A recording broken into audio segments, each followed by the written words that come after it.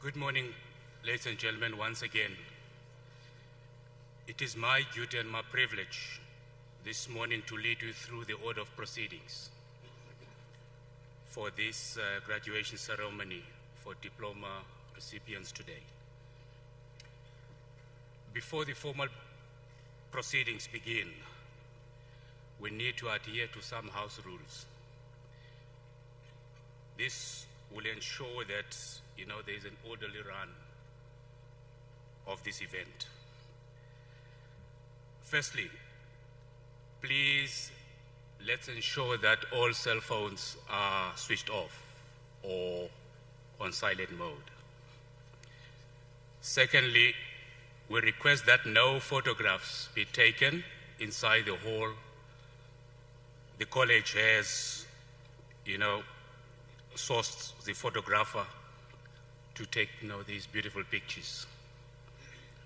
Thirdly, I also ask you rise and remain standing when the academic and stage procession enters the hall. And also when they leave after the dissolution of congregation, we request you to remain on your feet. And then you are asked to remain seated throughout the ceremony, and also humbly we request that the audience behave in an orderly fashion and not to leave the hall before the ceremony is over. Finally, ladies and gentlemen, graduates, please ensure that your ticket bears your name and the award when you come up on stage. Please just make sure that, okay? Right. Thank you very much in advance for this, cooperation. Thank you.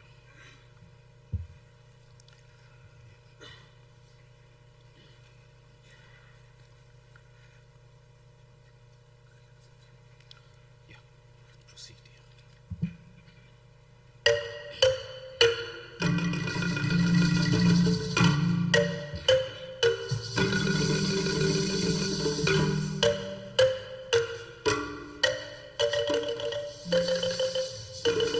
Please rise.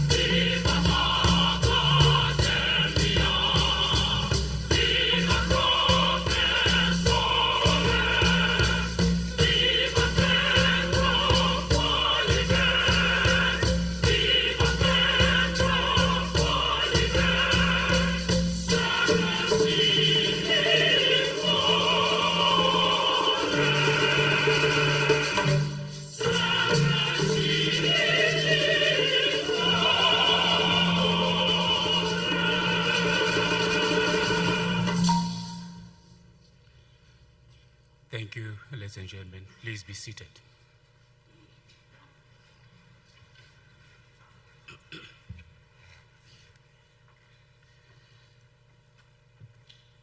Public TVET colleges are governed by the College Council appointed by the National Minister for Department of Higher Education, Science and Innovation, Dr. Bonginkosi Blake Nzimande.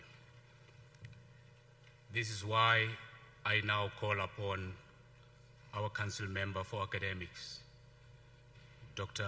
Daphne Gumbi, to constitute this congregation.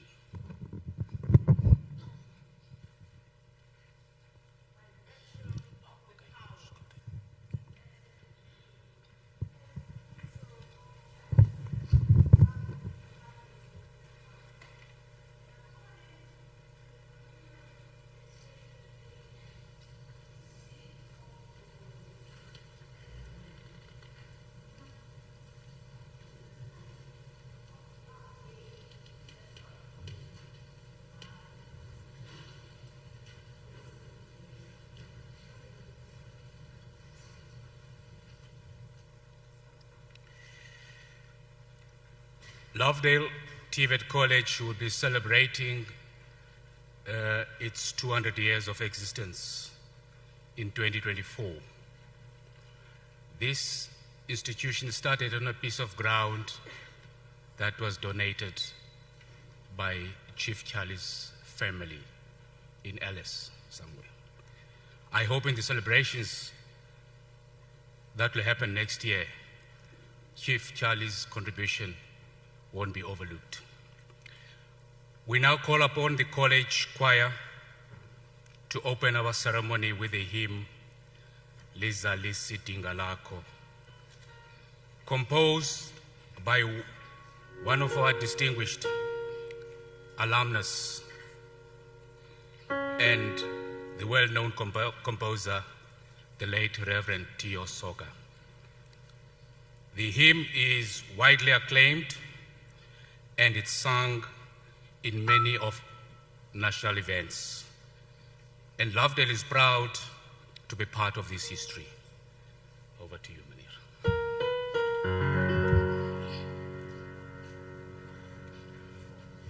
This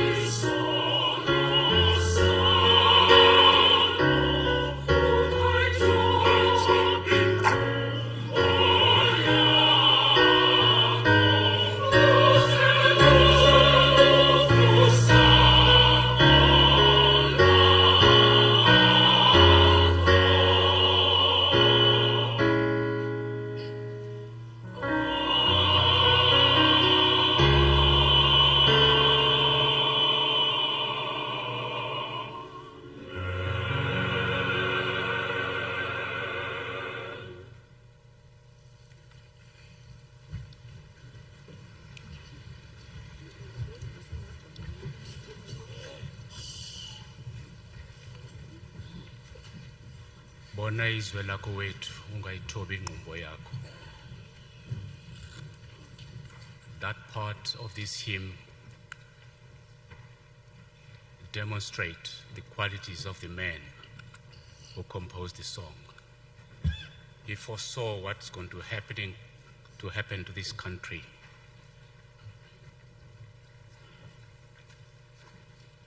It resonates exactly with what is prevailing in our country at this point in time. We thank him for that. Thank you, Mr. Tembani and the choir. Now I call upon Madam Kunjulwa Makaulana to say the opening prayer.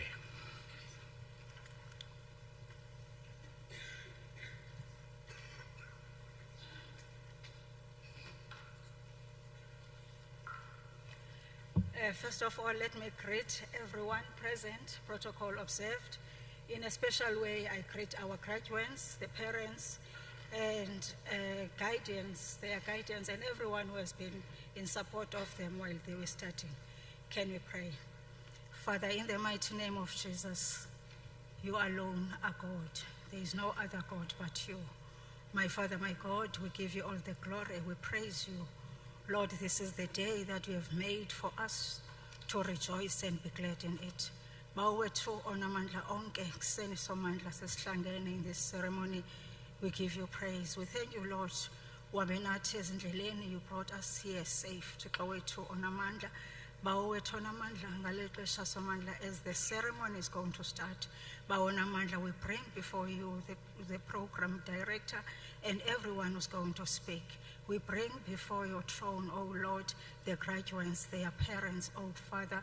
We give all their plans unto your hands, my Father. Open doors for them, as you have said in your word, that you have put an open door before us and no one can shut it.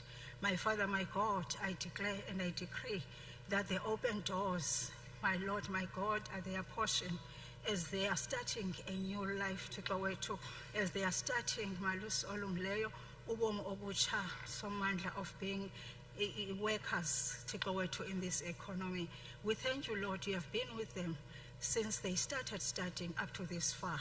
You are Ebenezer to go to you never leave nor forsake us, for you have promised us in your word that you will never leave nor forsake us. We thank you, Father, for everyone who has been part of their journey to go to make sure that today we celebrate the fruits of their hard work.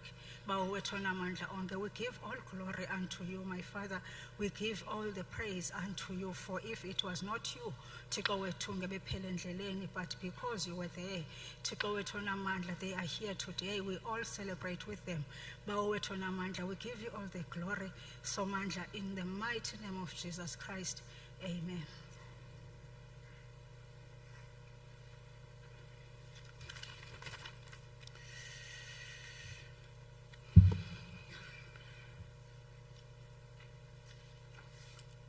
We appreciate the prayer, Madam Makaulana.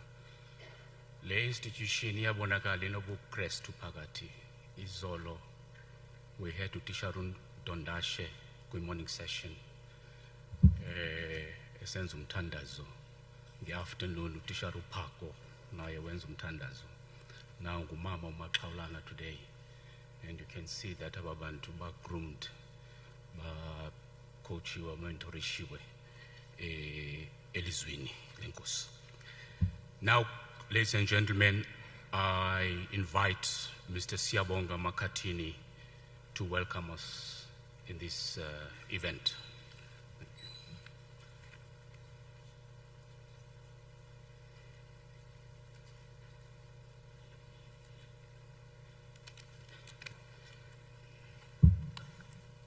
Thank you. I'm honored to extend a warm welcome to the special guests who have come to join us on this wonderful occasion today. I would like to welcome our honored guest speaker, Ms. Dodo, our council members who are here present with us today, the representatives from government departments, especially from the Department of Higher Education and Training and the Department of Labor, representatives from universities, and our Our colleges from within the Basin Cape, which include Ingwe, Buffalo City TVET College, and the East Cape Midlands College. I would also wish to welcome the industry partners who play a very significant role in ensuring that our graduates obtain the necessary experiential learning. I also wish to welcome our internal partners or stakeholders, which include the Lovedale management team, our vice principals, our campus heads, our heads of departments, program managers. I also wish to extend a very warm word of welcome to the academic staff members who are also here today. This morning, we are here because of your dedication, your hard work, and your commitment. These are the fruits of your labor. Let me also welcome the SRC President, Mr. Senatemba Benedict Mafalala, and the SRC at large. Furthermore, I wish to welcome the media and all those joining us via our live streaming on social media platforms.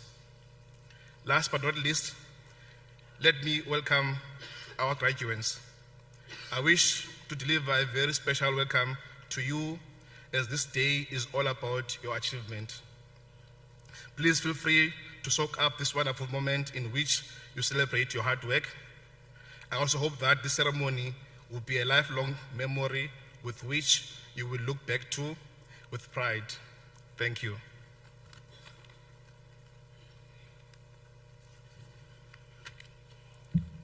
I salute you, Mr. Makatini. As mentioned before, the choral music has been part of the history of this institution. If you want to get a good articulation of that, you talk to the choir master, Mr. Tembani. He still, believe that the institution should reintroduce, the music academy in one of our campuses. I hope that idea, Mr. Tembani, will be realized before your term is up on this piece of earth. To this day, our choir is rated as the best and has recently, again, came up tops in the 2023 College Sport, Arts and Culture. The competition where they won the first prize in the Western and African pieces earlier this month. The beautiful hymn that is about to be performed is the work of another distinguished alumnus of this college, the late Reverend John Knox Bokwe. Famous composer, member of Lovedale Brass Band, and the hymn is The Plea of Africa. Mr. Tembani, serenade this audience.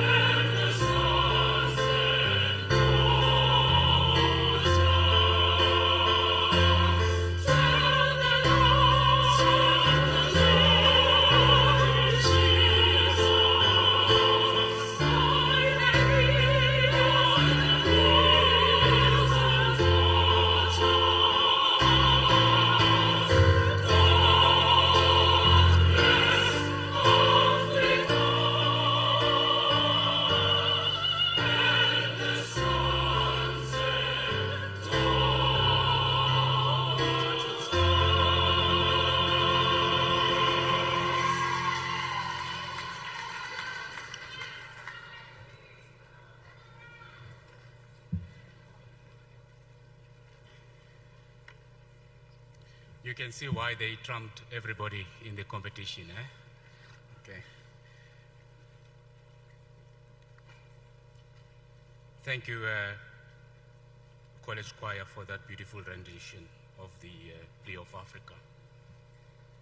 The college performed this hymn alongside the University of Fort Hare Choir during the centenary celebrations of the late Reverend John Dox Bokwe in March last year.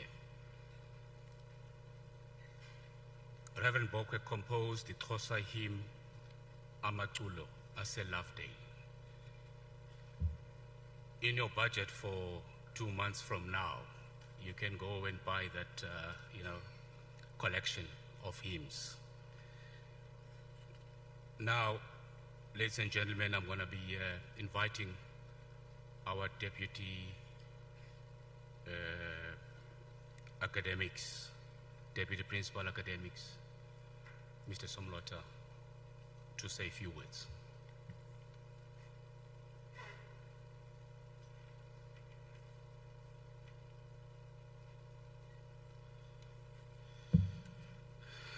Ladies and gentlemen, I will quickly, in the interest of time, simply say good morning and all protocol observed.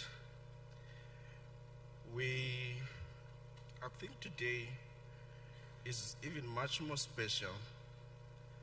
Not that yesterday wasn't special, it was special, but the people who are here today in front of us, the diploma recipients, have got many stories about them. Some of them, I'm sure, have spoken to me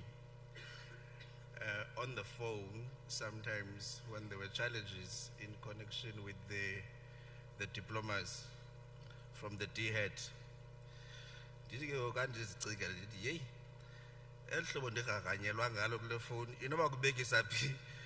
Examination officers on campus, but it was all because these students have studied, worked very hard to ensure they complete their N6, they go for placement, and make the necessary applications for these N diplomas.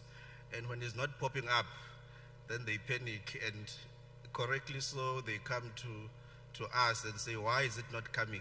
I've done everything that should be done. So congratulations that you are here today. We are really happy that you have achieved what you have achieved. And I do want to make people who may not be understanding why do we call this a national end diploma. We call it a national end diploma to denote the fact that it has a practical experience that is of the equal weight with the theoretical learning that happens inside the campuses. So a student who is doing this national end diploma is with us for theory for about 18 months, but upon completing that, they go for placement for another 18 months in the relevant industry or in the relevant business or commerce. And these students are now from that.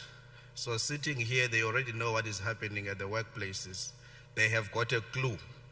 They have got a clue even about, I'm sure, how they should make those doors that are refusing to open, to actually open, for them to get appointed and be employed. And that is the kind of prayers that as I was sitting there listening, I was hearing in my ears. And indeed, we all are praying that you get those jobs. And those who want to go to business, do go to business. Try it out and see where it takes you. Sifuna ukuyibethelela into etshoyo ethi nakubazali babe negugu into kokuba aniphethanga fana kalo ayonto engathi yiyo ngungqe le national end diploma eniphetheyo. That's why sizingca kangaka. And this one is because I don't know sometimes why we are being doubted as TVET colleges, and I think we need to debunk that doubt, that people must begin to take us seriously. We have got the Department of Higher Education and Training that is overseeing our processes, and that is ensuring that these programs which you offer have an integrity and a status that should be of equal footing with the others in terms of the NQF Level 6 qualifications. So if it is the DHET that has issued these diplomas to you, and it is the DHET that also is overseeing the whole post-school education and training sector, including universities, then there should be no doubt, and you should have none whatsoever in your mind with regard to the quality of the certificate that you are carrying. But more than anything, sitting here or standing here, I am confident that it is not just a piece of paper. The quality is the skill that you've accumulated in the classrooms, that you've accumulated in the workplaces where you've been. You've been with your lecturers at the college, whom we are 100% confident that they gave you the kind of education that you deserve, and that is why you are here, and that is why even your host employers were pleased to have the kind of students that you are in their workplaces. As I speak to the students, also want to say to the people who are continuing to open the doors, because some of them are watching us, some of them are here, are listening to what we are saying.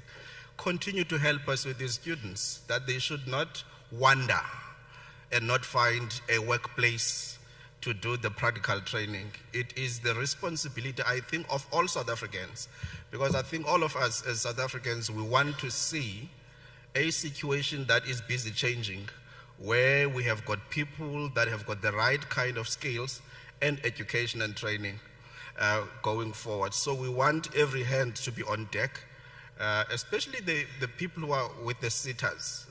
The plea there with the sitters is that once we agree with those memorandum of understanding that a certain number of students must be placed and they are starting on this particular month, then the stipends must start flowing through. Otherwise, it messes the whole thing up. Other students end up dropping out from even the practical training because there is no money. And they can't do without that. Because when you were with us, we were dependent on NSFAS. We can only depend now on the stipends to carry you through the other 18 months for the practical training. So we plead with the people that are supposed to be assisting us to please come to the party when it comes to that. And as I move on, graduates, the other thing I want to touch on is that, and in fact to everybody else who is here, especially the academic staff, that our focus, yes, should be on ensuring that we got the pass rates. It's nice when you are a lecturer to get that 90%, that 95% pass rate. But the other thing we should be emphasizing is the skills that the people should move out of the classroom with. Because, and as I was following the World Economic Forum, each year when they are discussing, they are saying, business and industry do not need degrees. They need skills. And I think the word skills should just be the buzz thing in the TVET sector and in fact in any other institution of learning. Because that's what the employer is looking for. They are not interested in your piece of paper. They are saying, what can you do for us? We want a person who can do X, Y, and Z. Are you the person that can deliver that for us? Because they are interested in the end product. They are interested in the bottom line, the profits. And that is why most they have established their businesses in the first place. So that is what now we should be actually emphasizing. The hard skills, yes, they are needed, but also the soft skills. Because at the workplace, sometimes it is not the hard skills that we have that make us better professionals. It is actually the soft skills. I was reading the other day the business tech, and they were listing some of these soft skills that we should be telling our students about that become important when you are employed, such as entrepreneurship, communication, interpersonal skills, empathy, growth with, comfort with technology. You see, when it comes to that, many of us are not comfortable to use this technology that we have. Leadership, adaptability, and curiosity. And I was also curious when they said curiosity is also a skill that is needed. But it differs sometimes the type of curiosity they are talking about here and the things that we are curious towards, because that's also is an issue. So curiosity is also a skill. You should be curious about your career. You should be curious to know what else can you do, where else can you get a skill that can further enhance what you already have. So these are the things the employers are looking at. They are not looking at a person who is just happy to get a job and arrive at the workplace at any time. The first thing that supervisors watch and monitor is your time at which you knock into the office. You are supposed to be here at 8. We are noticing that you come at 8:30. Otherwise, you come at 9. Otherwise, if I said to you that tomorrow I will be coming in a bit late, around 9, then you come 2 minutes to 9 to beat my time. So the supervisor is looking at that. When you are supposed to be knocking in on a Monday, sometimes you normally get a report that says, I'm not feeling well on this Monday. Now we're counting these Mondays. That Monday you did not feel well. This Monday you're not feeling well. That other Monday you're not feeling well. And there will be opportunities that come in your workplace. They are not going to consider this person that is so eager to come late, that is so passionate about being sick on Monday. They are going to look at people who are committed and who are demonstrating that they want to ensure that that workplace is a workplace that it's supposed to be. So these are things that as young people getting into your professions, you should be seriously considering. But something else which I think will be important to you as you are going to become employees or people who run businesses is the theory of effectiveness, which is defined as a degree to which something is successful in producing the desired results. Now, when you are effective, it means what you do it in such a way that it produces everything that was expected. If you are sweeping a floor, you sweep it in such a way that nobody ozawuphinda benomdla wotshayela apha emva kwakho. Ukubona umuntu mosatshayela kodwa uqonda abantu ba ingase ndimncedise. Njengoba setshayele nje ingase ndiphathe kwam ndimane ndihamba apha emva kwakhe. When Professor Siakwazi, whom I once met at Forte, was explaining this issue of effectiveness, he said, when you are a cleaner, clean in such a way that those who cleaned before you or who will clean after you cannot clean the way you clean. Now I would say to you, if you are a secretary, those of you who did management assistant, be a secretary who will secretary in such a way that those who secretary before you and those who will secretary after you cannot secretary the way you secretary. So, ezakho minutes khazibhale zibe nalanto ezakho. Singazikorekishi kakhulu. He would say to us as kids, he used to call us young professors. He would say, young professors, if you become one day a teacher, teach in such a way that those who taught before you and who will teach after you cannot teach the way you teach. Tinaga, we took it further and we said, if you are a boyfriend, be a boyfriend in such a way that those who boyfriended before you and will boyfriend after you cannot boyfriend the way you boyfriend. and that concept for me, it got stuck with me. Because even with the lecturers and the program managers, the program manager must program manage such that there will be no other better than them in their respective programs. We really are happy and pleased with this particular success. I think when it comes to end diplomas, it's very difficult to deal with this issue and the rejections. Because some of the students were saying to me, but Mr. Somlota, I applied with so-and-so. They got their diploma. I did not get mine. But our supervisor gave us similar letters. And to the student, I will not say what I suspect is the problem here. I will say, no, look, I will talk to the DGT and get this matter sorted out. Because the problem is in the statement they are making to say they submit identical letters from the same. There are no two people who can be the same. And even if you are in this one workplace and you are doing similar job, you can't do it exactly the same way. And that is how the supervisor is supposed to then structure these letters to reflect the capabilities of each individual and the manner in which they were assigned these duties and actually executed them. But we are working with the host employers. I was happy, Mr. Osemankhai, when you organized that event, when the departments, government departments came to Lovedale. I think we were at Zulicha campus, and then we were able to speak with them to actually induct them exactly on how they should be writing these recommendation letters for students so that they know what is expected.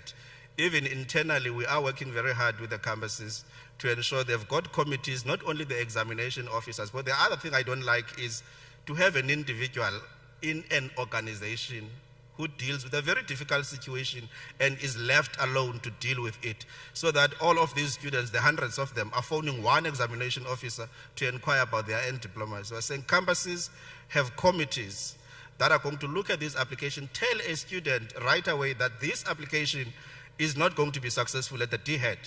Go and correct A, B, C, and we want lecturers to be involved in that because, colleagues, we are not experts in all of your areas. You are the expert in your field as a lecturer. Form part of those committees, those who are from Alice Campus and King, so that you assist us to say, no, what this learner was doing there in that workplace is not in line with any of my syllabus, especially the N6 syllabi. So we are pleading that let's work together to ensure we don't delay students. There are people here who can tell you that they applied for this end diploma in 2018. And this is now about more than 5 years later. Then they are only sitting here now. It's supposed to take 3 months to process this end diploma at DGT, but sometimes it takes longer than that. So with those few words, I want to thank the parents as well for the work well done, and especially the lecturers as well within our college. These are now your products, whom we are very pleased to have today. Let us continue, colleagues, to change our country for the better, all of us working in unison. Thank you very much, Sir Jay.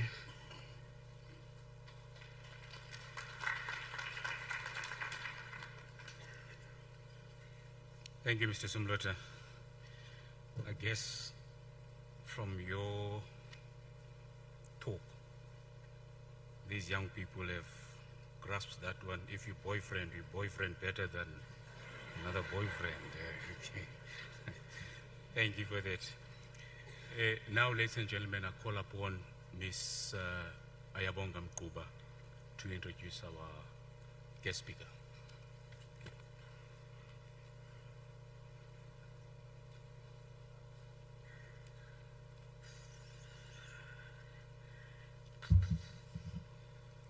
Greetings to everyone.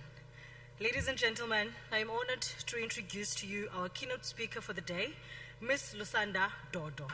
Our revered guest speaker hails from Engobo, where she was born, and she proudly regards herself as a daughter and a product of the Eastern Cape.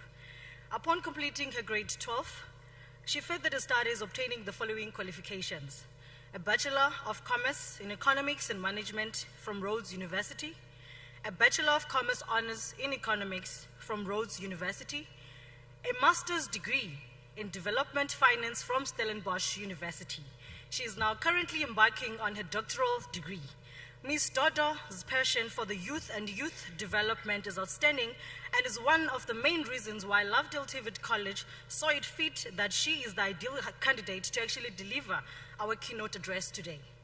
Now, her community development projects, they include voluntary tutor, for UTNH matriculants in economics. Then in 2008, she formed part of Kucha's social responsibilities task team, which she actually sourced educational equipment from the local businesses for the St. Albans maximum inmates in Port Elizabeth to actually assist in their rehabilitation process. Now, since 2009, she has been doing motivational talks and program directing for youth and women empowerment programs, focusing on entrepreneurship and education across basic education and post-school sectors. In 2010, she was then appointed as the General Secretary of the Mdantsane Football Association. She is also a co-founder of the Progressors Football, a platform that she uses to actually take youth off the streets and keep them off the field. Now, another one of her major contributions to the youth development, they include coordination of a matric intervention program for matriculants in King Williamstown and surrounding areas. Now, this program ran from 2013 to 2015. She has then hosted career expos and a drug awareness program along with SABC's youth radio station, True FM. Now, with regards to the leadership roles, Ms. Dodo serves in various provincial structures tasked with skills development, training, employment, and also entrepreneurship. Now, in 2007, she was then the group coordinator for the Monetary Economics Honors Course Group Assessment. Now, in 2017, she then served in the Toastmasters International Protea Club Executive Committee. She is also an avid netball player. In 2008, she was the vice captain for the Kucha netball team. In 2021, she was then appointed as a brand ambassador for the Stellenbosch University's Business School Development Finance Program. She also became a member of the Unibody, a global platform of the university student ambassadors that empowers students to actually make the right career choices. Now, Ms. Dodo's working experience while she was still a student, she held a position as a financial clerk at Grahamstown Foundation National Arts Festival, a student administrator, an assistant in economics, research assistant, and also a computer science tutor from Rhodes University. Now, between the years 2011 and 2012, she was headhunted and seconded to coordinate the international research between Mesita and the University of Bremen in Germany to actually transfer knowledge on improving the quality of in-company apprenticeship training to South Africa. Now, beyond that, she has over 10 years of working experience in investment promotions, research, projects, development, and also entrepreneurship development. She also has an experience in running her own company as a consultant in a stakeholder management, as well as small-scale farmers supplying food retail outlets in the Ingcobo location. Now, Ms. Dodo has participated in a number of international study tours across various European countries. Now, these study tours translated into MOUs and also practical public-private partnerships. She has also participated in various conference presentations, seminars, and also AGMs. Now, she has delivered various research outputs in conferences locally and also abroad. Now, Ms. Dodo has also been delivering keynote addresses in conferences and also annual general meetings of actually private corporations. With that being said, ladies and gentlemen, I present to you Ms. Lusanda Dodo.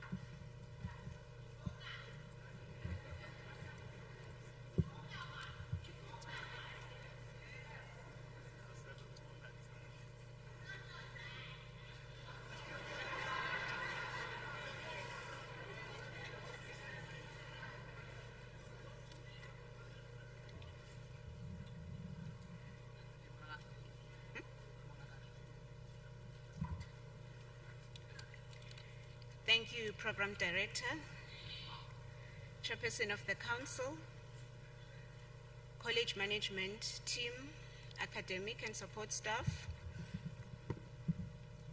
Student Representative Council, stakeholders of the college from the different sectors, parents, distinguished guests, and most importantly, graduates, good morning. I am honored to be invited to deliver a word of motivation to the graduates at this auspicious occasion today.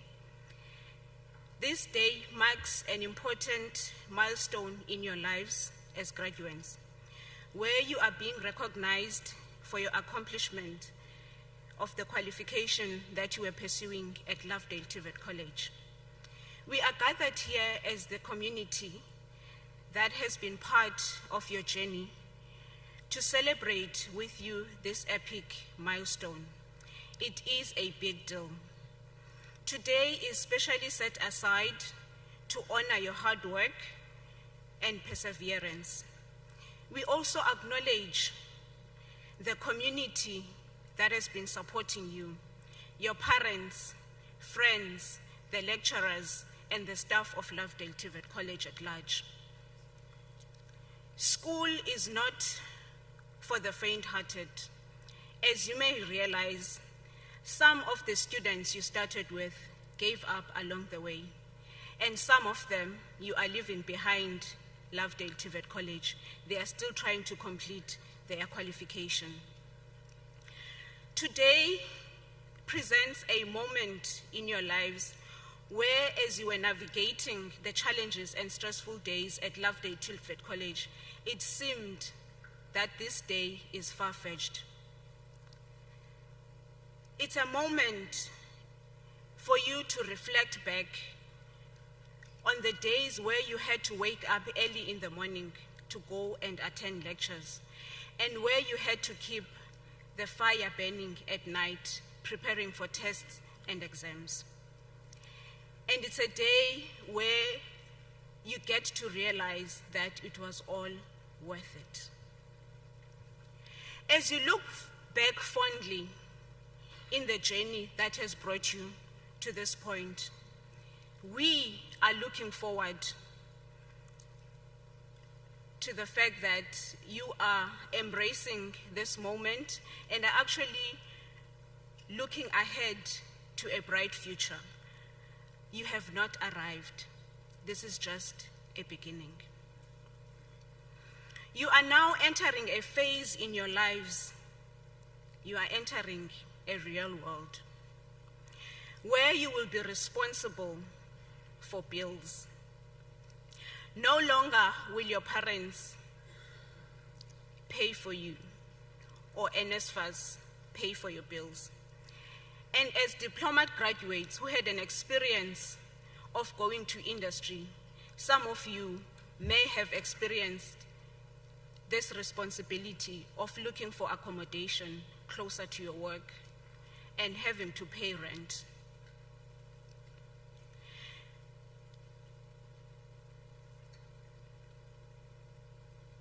Few years back, I was in a similar position as yourselves, a fresh graduate from university.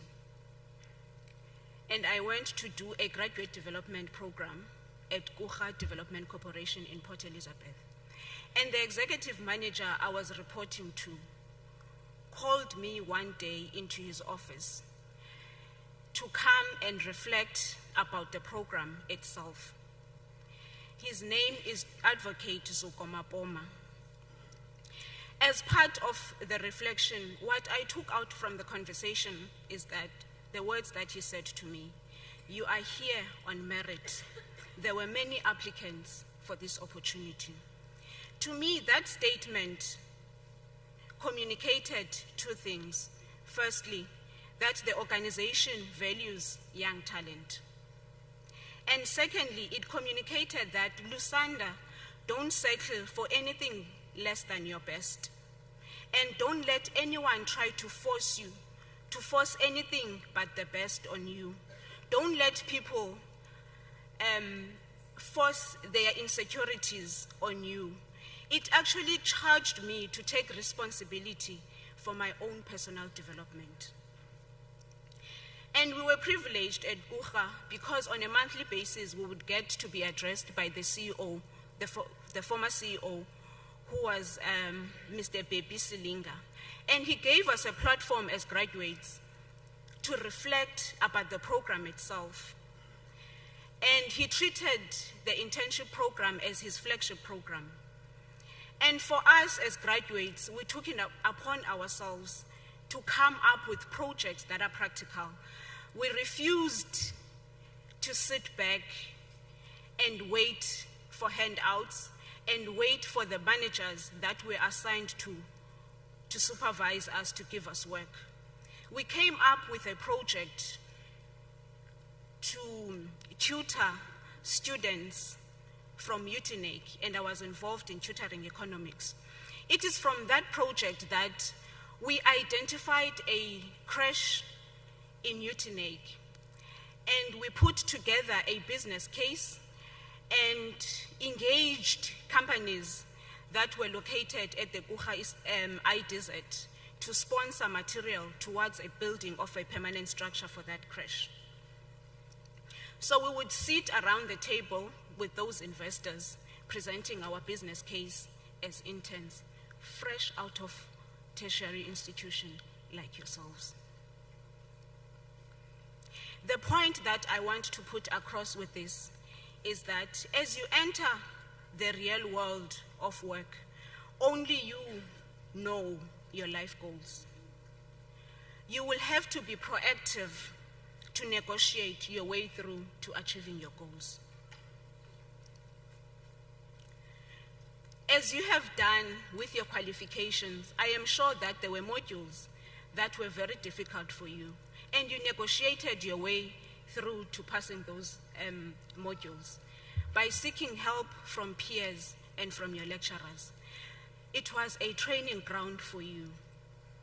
And the strategies that you have applied while you were students, you are going to use the same as you go out into the real world, because you will be faced with similar challenges.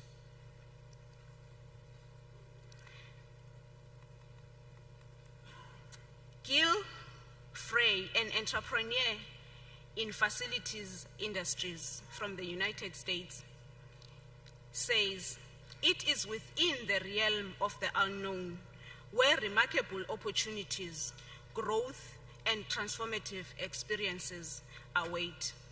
Graduates, we applaud you for your we applaud you for your courage and your fearlessness.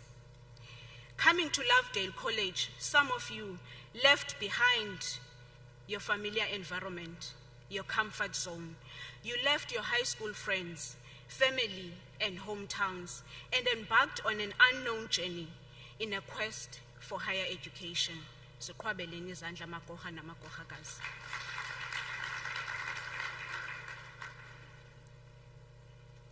From this graduation ceremony, you will be going out into an economy that is plagued by a challenge of unemployment, especially among graduates. I am a social scientist by training, a development economist to be specific. In my field, backing up what you say with facts is important. And globally, unemployment has become a dire situation. In the Eastern Cape, we are sitting at 40% when it comes to the rate of unemployment. And more than half of young people in the Eastern Cape are unemployed. Female employment is higher at 40% compared to male counterparts, which is sitting at 36.9%.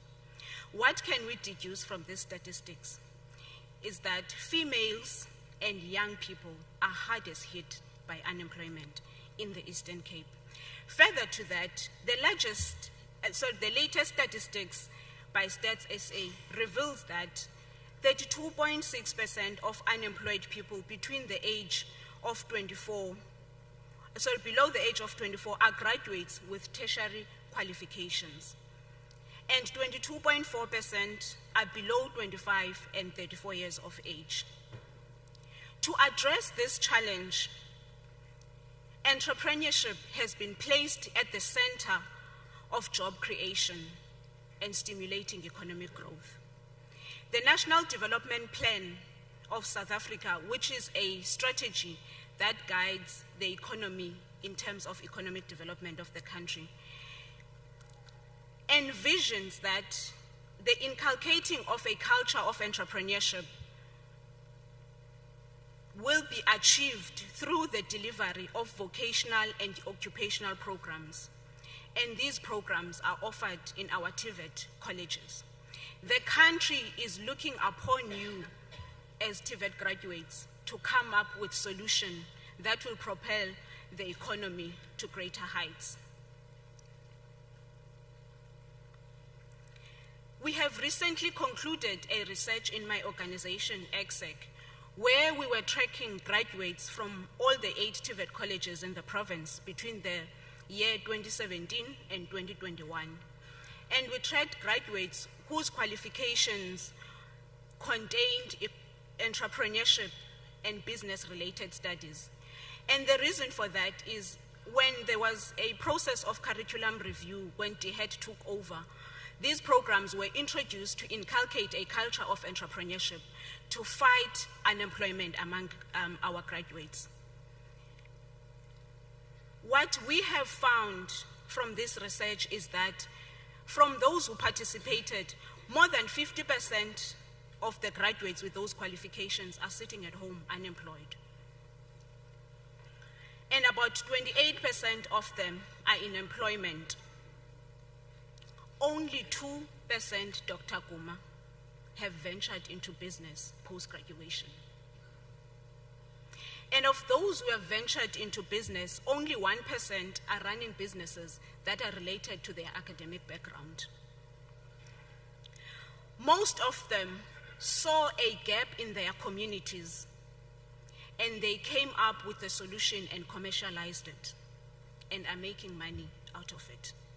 An example is a graduate from business studies from one of the local colleges who is running a daycare center. She does not have a background training in that, but she was burdened by young people who were loitering around the streets in her community and saw an opportunity to start a business. When her family received an RDP house, she converted the shack they were staying in into a crèche. What does this tell us about education and the qualifications that you are going, or the certificates and diplomas that you are going to receive today? Is that an achievement of a qualification symbolizes a potential for pliability, meaning that you can be put in any environment different to what you have learned and qualified for here at Lovedale TVET College. And you can actually thrive with proper vision, with proper mentorship, and with a good mindset. Ladies and gentlemen, allow me to address you today on a theme: diligence catapults you to greatness. What is a catapult? Ngubani osazi isilingi? Siyasazi mos isilingi bazali. Amandla esilingi ne-energy yayo asekubeni uyidonse back udubulela litye. In each and every one of you lies great potential. You were born with a unique mission that the person sitting next to you cannot fulfill. And we will only benefit from it once you unlock it and start doing something about it. The qualification that you are receiving today, on its own, it is not enough. And going back to the example of the graduate entrepreneurs I referred to a few minutes ago, These graduates did not sit back and say, oh, well, there are no employment opportunities. However, they took proactive steps to solve a need in their community using available resources, leveraging on the qualifications that they had from a TVET college. For instance, the lady who runs a daycare center in an informal settlement, her persistence was rewarded 2 days ago when we held an SMME and Innovation Colloquium in partnership with Forte University. ECDC, upon hearing about her story, offered to give her funding, which she will use to acquire a proper structure to run her business. And that is definitely how it goes in business. You start where you are with what you have. Government and private sector must find you in motion. And this resonates very well with the following quote from one of my favorite books, which goes as follows. Do not despise small beginnings, for the Lord rejoices to see the work begin. To see the plumb line in Zerubbabel's hand. These are the eyes of the Lord, which survey to and fro throughout the earth. God, who is the divine provider, rejoices when he sees you doing something with your hands and actually mobilizes support behind the scenes, connecting you divinely to midwives, people who are going to assist you to give birth to your vision, to your goals, and to your dream. And one of the wealthiest and wisest kings that ever lived on this planet Earth, King Solomon, once cautioned, what? A little sleep, a little slumber, a folding of the hands to rest, and poverty will come on you like a thief, and scarcity like an armed man. I like his book was translated into Xhosa, and I like it how they have put it in isiXhosa. Uthi, xa uthe hayi noko mandithi qwaka, ndithi ntlitthi kancinane, khe ndisonge izandla ndiphumle, ubuhlwempu bosuka bukuchwechwele njengomthunzi. Ewe, ihambo nzima iza kuhlasela okwendoda exhobileyo. From this quote, ingxaki is not sleep. The main problem is sleeping when you need to be doing something. Ufold izandla uthi, hayi mandikhe ndiphumle, because there is always a valid reason for not doing something when you have to do something. But the problem is poverty will visit you like an uninvited guest. Kubani ol-invite ishade xa kutshona ilanga? Umthunzi akekho, kodwa ubuvila. Uba udecide uba livila, ubuhlwempu buza kulandela njengomthunzi. Because umthunzi akho nto unoyenza uba ungabikho. And ihambo nzima iya ukukufikela njengesigebenga, akho mntu simema isigebenga size emzini wakhe. And bathi ke xa bethetha kwezinye translation, it will become a permanent guest in your household.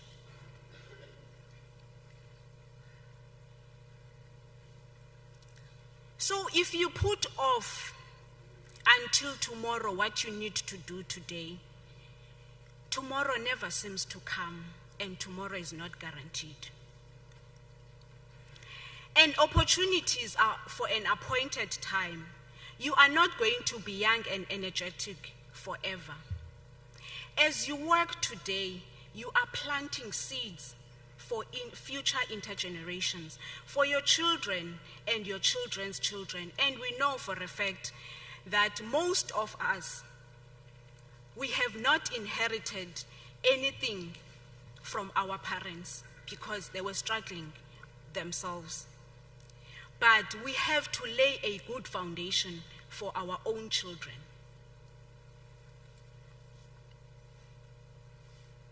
It cannot be that few years down the line, your children have to start ubomi babo correcting our mistakes, your mistakes.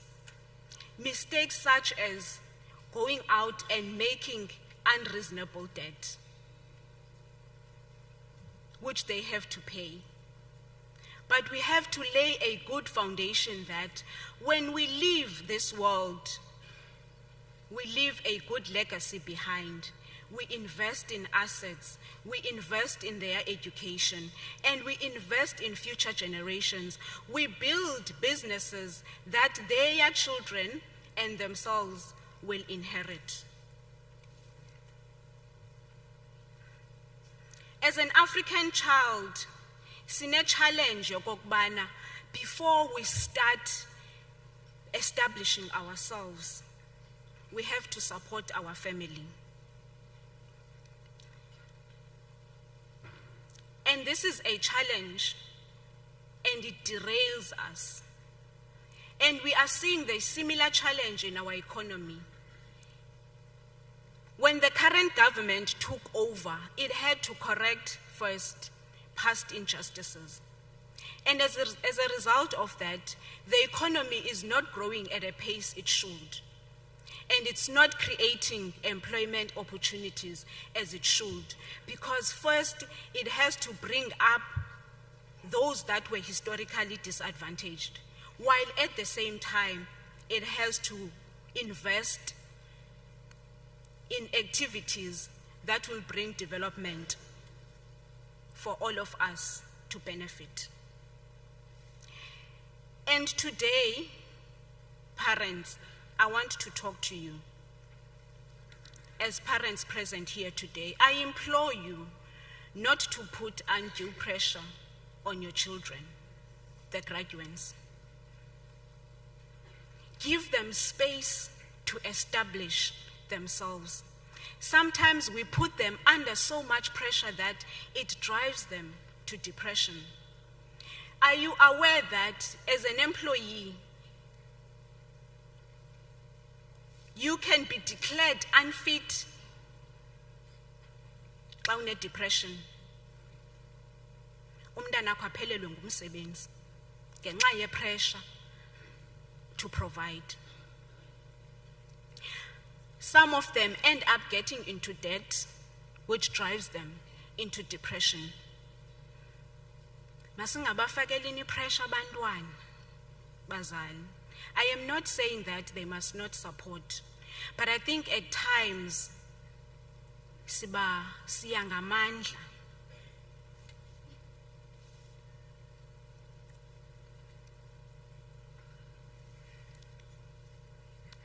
If you are here today with a business inclination as a graduate, and you feel that njengalo sisi bendenzo example ngaye that started a business of a daycare center, and you cannot start small, maybe when you want to start by going to work to raise capital, I would love to advise you that you set yourself a goal. If you want to run your business as a side hustle, be clear about at what stage are you going to venture into full-time in your business, because without a plan, you will not achieve your goal. And Council Chairperson, Dr. Kuma, the lack of capital for our graduate and student entrepreneurship program poses a serious gap in our entrepreneurship education curriculum. For the college to inculcate a culture of entrepreneurship, that program needs to be funded so that students, while they are still on campus, they can start businesses, plan, fail, make mistakes, and rise back up again. It is impossible to run a business without capital. And the world out there is very harsh for us to expect them that they start pursuing business after they leave the college. We've got centers of entrepreneurship that have been established around the colleges, but only 2 colleges in the province that have those centers of entrepreneurship, and Lovedale College is one of those 2 colleges in the province. The other 6 colleges do not have. And this is an important platform for our students who have a business inclination. I understand that not all of them want to venture into a business. But for those who want to venture into a business, the Sea Ferry is an important platform for them to be nurtured and incubated into business while they are still on campus.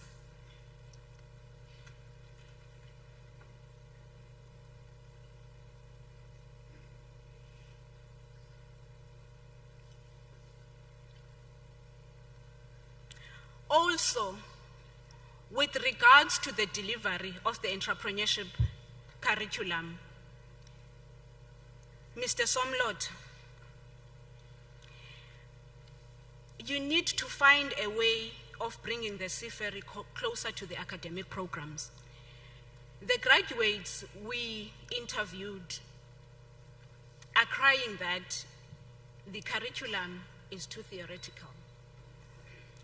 And for them to participate at the Sea Ferry, it feels like an add-on to the already busy schedule of their academic. So we need to find a way that it's not seen, or they don't view it as an add-on to the already busy program of theirs. Last year, Dr. Gumbi, I was invited by Lovedale TVET College to a business expo, and I want to assure you that potential is there. Your students are already pursuing businesses, and we had different stakeholders, including the municipality, CEDA, and other institutions that are charged by the province to drive economic development, attending that expo. But I think we need to be more intentional about creating those platforms for our students, because it is here at the college that they should be given that opportunity to make mistakes. I will keep on emphasizing this. But unfortunately, also, the Sea Ferry cannot accommodate all your students. And this requires that the college, including the council, mobilizes more resources so that more students can be accommodated in that program. And as you ponder on this management of the Lovedale TVET College, I want to encourage you about a success story of one of your graduates from Alice campus who was supposed to be part of today's proceedings. He graduated in agricultural management. His name is Mandisinde Konza, an agri-graduate of this college. May you please play the video. Good morning. You can sit, don't worry. You can sit, it's fine, yeah. This is Kwanza Mandisinde from Kubu. I'm going to talk about my business. It's called Ubuntu Farming Enterprise. I started to love farming at the age. In 2014, I started to work in the picard called Mamping in the Picard. I used to go there during the school holidays because that time I was still attending school. So in 2018, I decided to go to Untitled College to further my studies. I did family management there, which is a 2-year course, 18 months theory, 18 months practicals. In 2020, COVID-19 came, so we were forced to go to our homes. That's where I started my business. I bought 6 days of cabbage, spinaches, and I planted them. So for the market, I sold them to the community and to the town. So one day, other day, I was selling my cabbages and spinach. So one of the Boxer supermarket workers came to the area I was selling at. She advised me to go to Boxer supermarket and show them my cabbage. Then I did. That's where I received an opportunity to supply Boxer.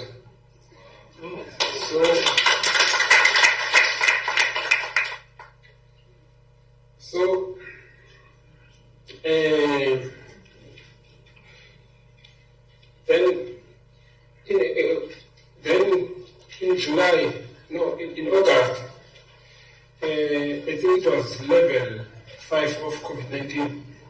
So we were forced to go back to school because I was still doing N6 that time. So I completed my N6. Then I had to go for my practicals. Then I went to Coxted in KwaZulu-Natal province. That's where I did my practicals in Glenroy Farm. I was exposed in dairy cattle, beef cattle, and the sheep. Also the maize, they were also planting maize. Then after 18 months, which is, I completed my practicals last year in June. Then I started to plant again. So, okay, what we can do, I think we've just got a... That is your product, Lovedale TVET College. Sekwabeleng. At that colloquium, ECDC committed to funding Umandisinde Konza an amount of 150,000.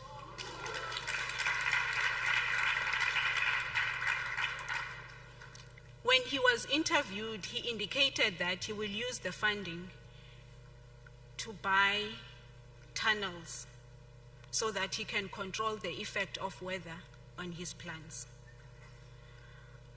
Napoleon Hill states that every achievement starts with a strong desire to succeed, workshopped to reality through imagination, followed by an organized plan.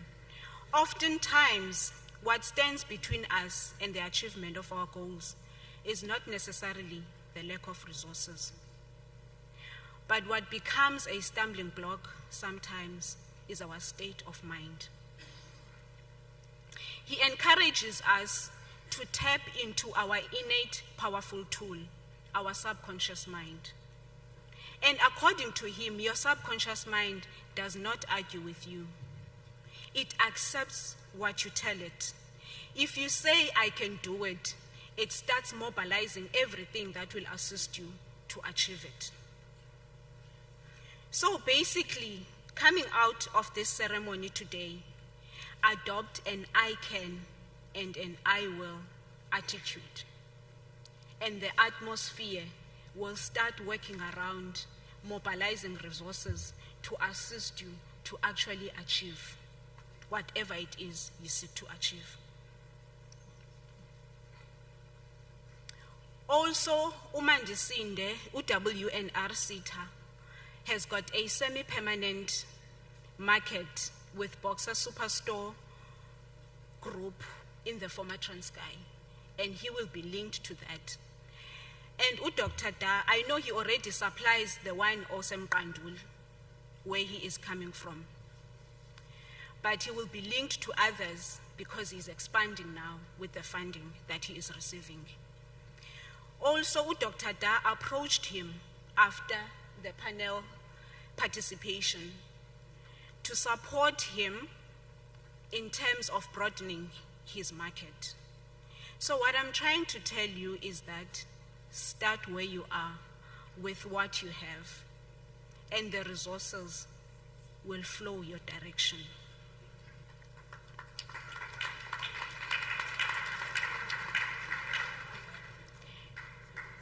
But remember one thing, an acquisition of a diploma does not guarantee success. And uMandisinde is a living example. Niyamazi uchilo uthe umandikhe ndabiza igama lakhe, some of you will recognize you. But it is what you do with that knowledge that sets you apart. The real value of the qualification you are going to receive today is determined by what you are going to do as you step out of this venue. And fortunately, time and opportunity happens to all of us. And there are many opportunities that the college is creating for you. Recently, we embarked on an industrial tour under the leadership of DP Academics. And we went to Dimbaza Industrial Park with ECDC, and they wanted to expose the college on the economic activities they are busy with in your catchment area, King Williamstown and Alice. And the aim is that you should align your program qualification mix to the economic development that is taking place in your catchment area, so that we don't continuously sit with graduates who are unemployable, but we teach what industry is looking for. But on top of that, there are opportunities. The Dimbaza Industrial Park, ECDC is opening it up to the college. Should you have students who want to go and pursue industrial activities, there is space available there at discounted rates.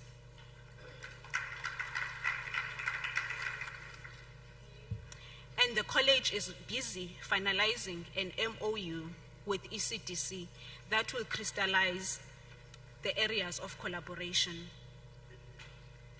And if you feel that business is not your thing and you are still struggling to find a job, don't be shy to volunteer.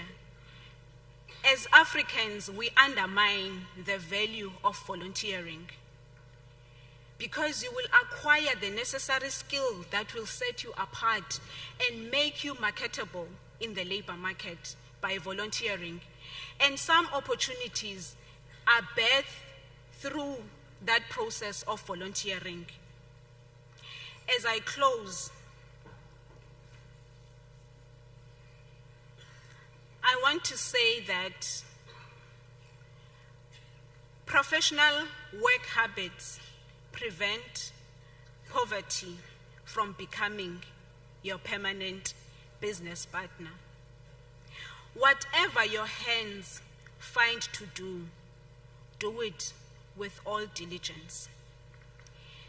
In there lies opportunities for promotion,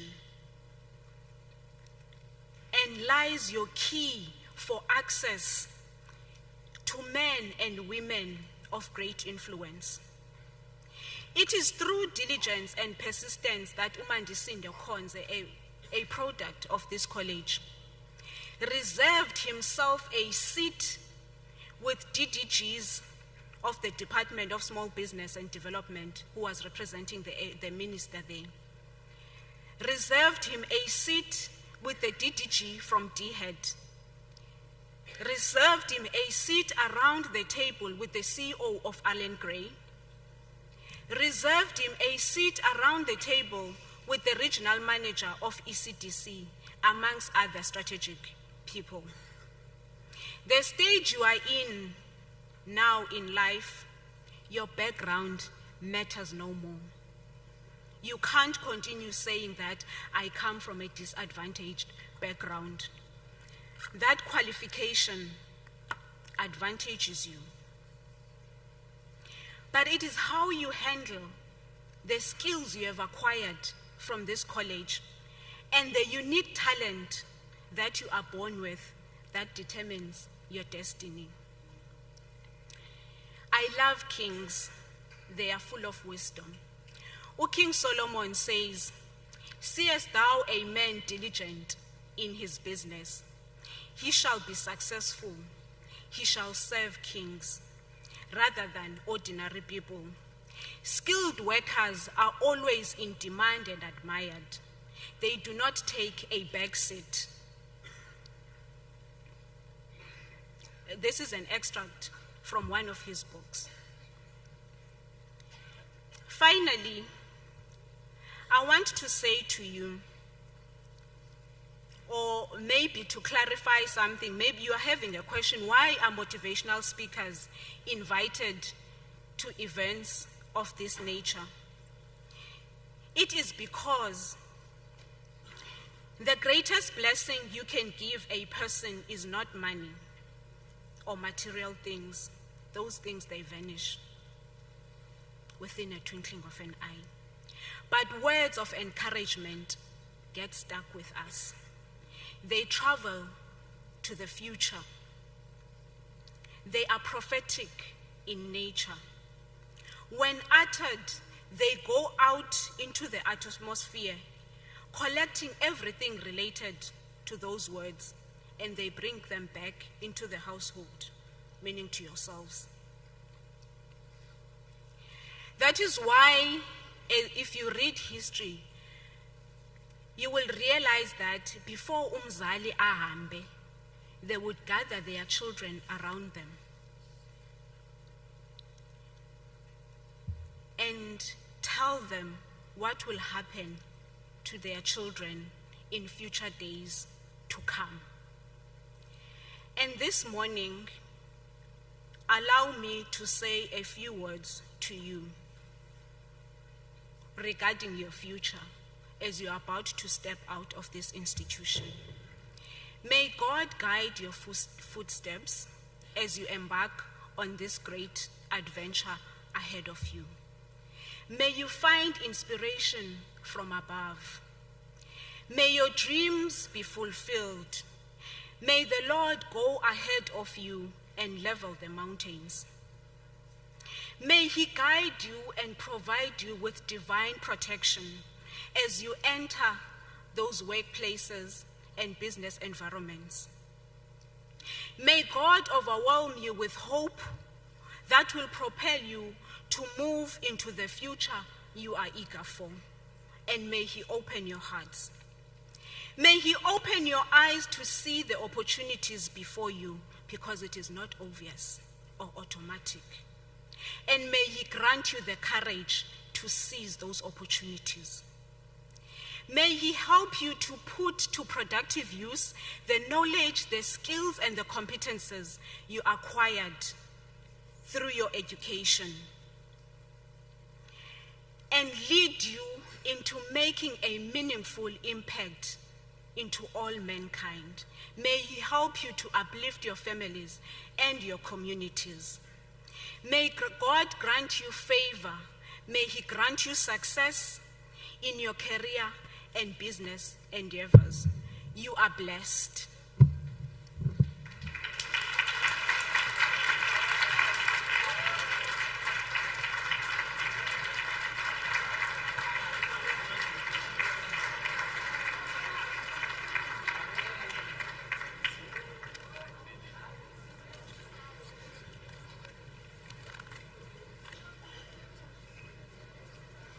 Yeah, xa sizama ukwetyisa le ntetho ibisiwe apha I pick up amagama anzima athethwa apha. Mr. Sono uthethe ngongqi. Le nto ifumanayo ngongqi, eh? Then Miss Dodo uthethe ngoba uKing Solomon uthi ubuthe ngqwa. You see? Then I guess that's why no yona wayithe ngqwa ungene ninivo. Okay. Miss Dodo, let me come to you. As an institution, we are very thankful for your wonderful and inspiring words. And also, we are very much grateful that you have honored this invite to come and address this event today. You passed on, a very encouraging message, but also disturbing one, to say, of people who have graduated, 2% of those have started their own businesses. I think, in a way, Ms. Dodo was throwing a gauntlet on you graduates. At Lovedale, we have very resourceful lecturers. We do have also a resource called a space maker. You have obtained your qualification. There's nothing stopping you now to go over to Mr. Mkuba so that they can assist you to register your own entity. In that way, you will be improving the stats that were given here, a while ago.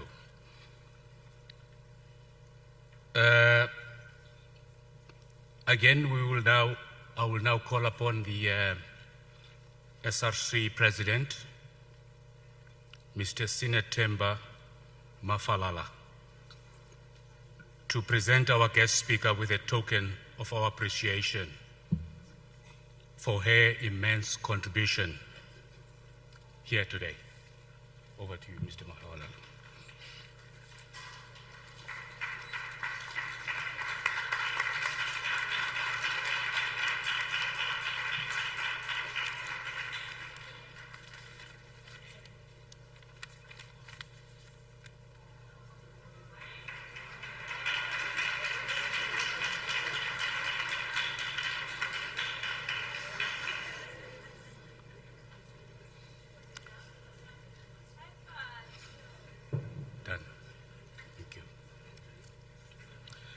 Ladies and gentlemen, the college choir will once more entertain us with some folk songs,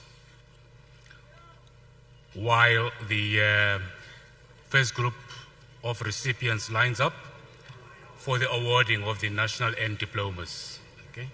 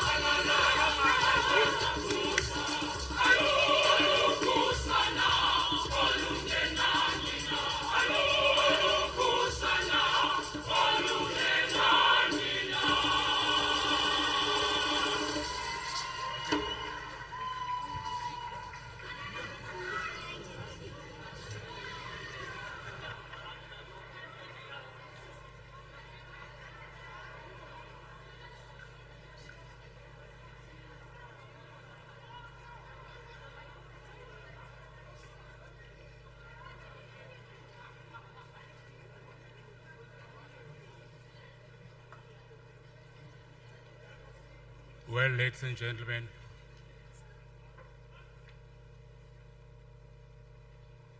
we gave you ibasela, ne? We thought umbali uzamka ngo-11, but uMinister uSputla akakawuthatha umbane wakhe, masiqhubeke ngeprogram. Okay. Yes.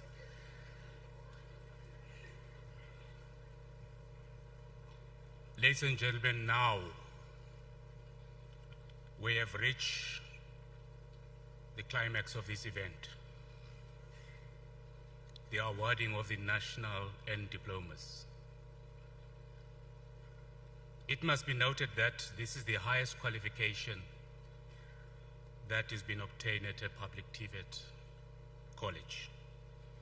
It is rated at NQF, National Qualification Framework, Level 6 on the South African National Qualification Framework. The same level as diplomas offered in the University of Technology. The diploma is the combination of 18 months of practical training and another 18 months of workplace, experience, relevant experience. And this diploma bears 360 credits. So, Mr. Somlotango.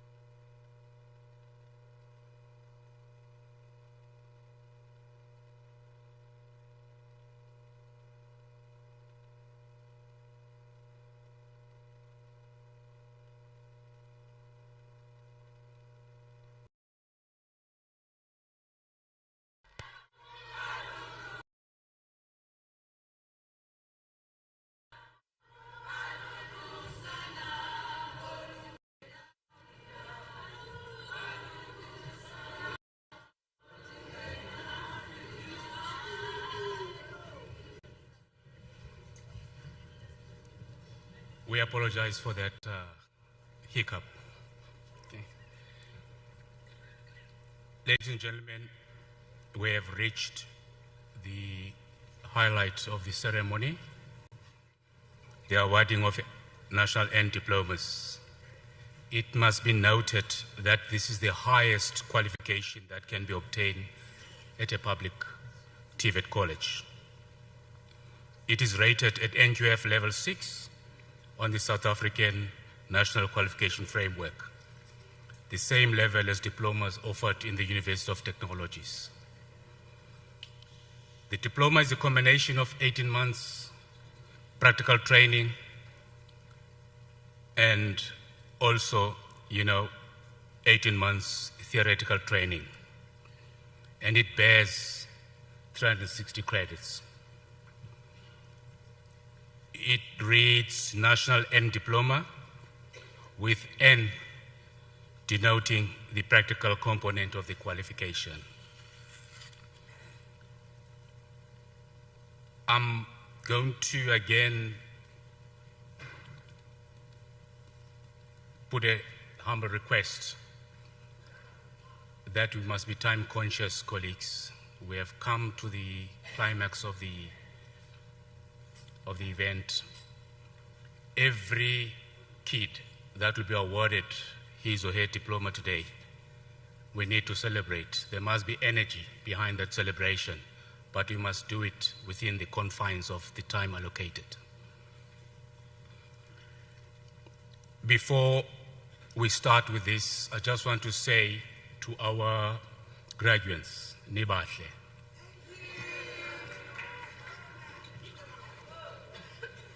You know, the American writer Maya Angelou,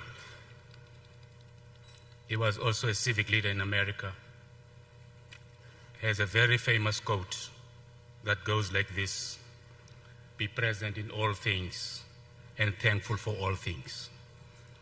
I guess today you'll be very much saying thank you to your mama and your papa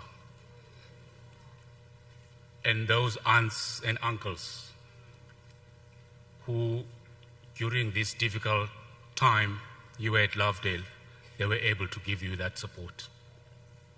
You have burned that midnight oil, and now you'll be rewarded for that effort.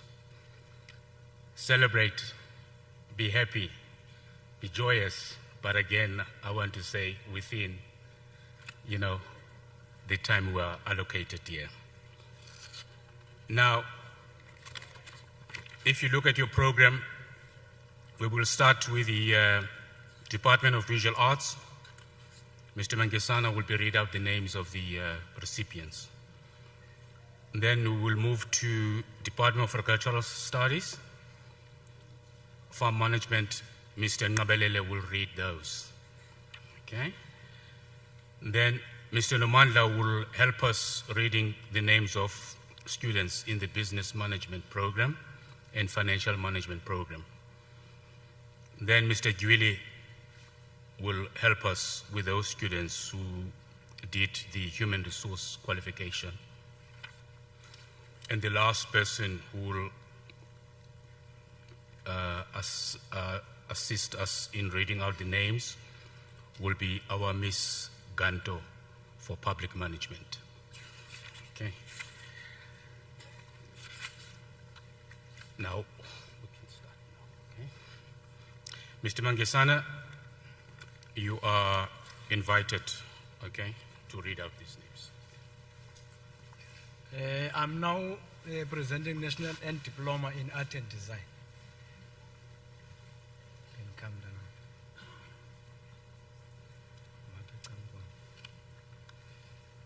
Nyuguneziswa.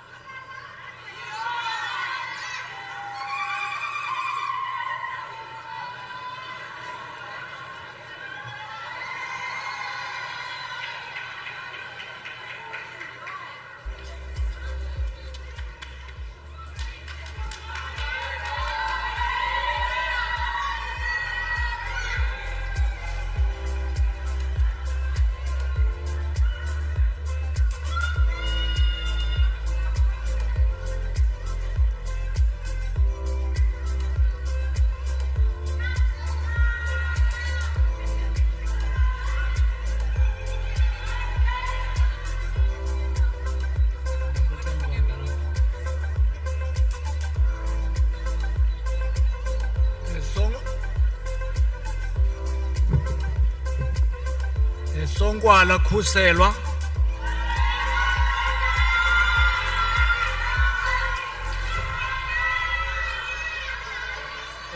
Which brings me to the end of my list. Thank you very much.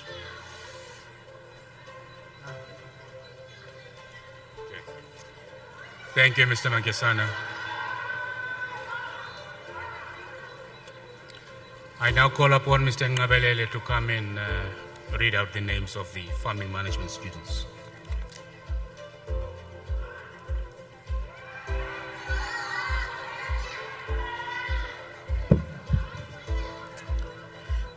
Good morning, ladies and gentlemen.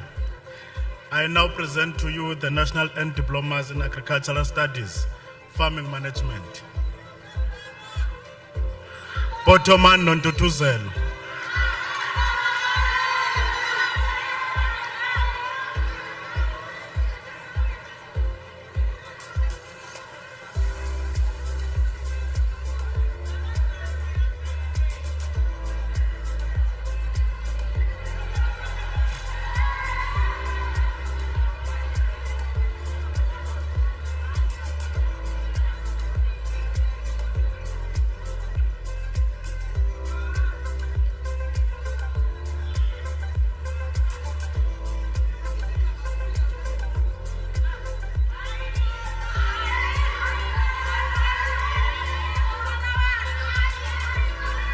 Dingela Mbongeni.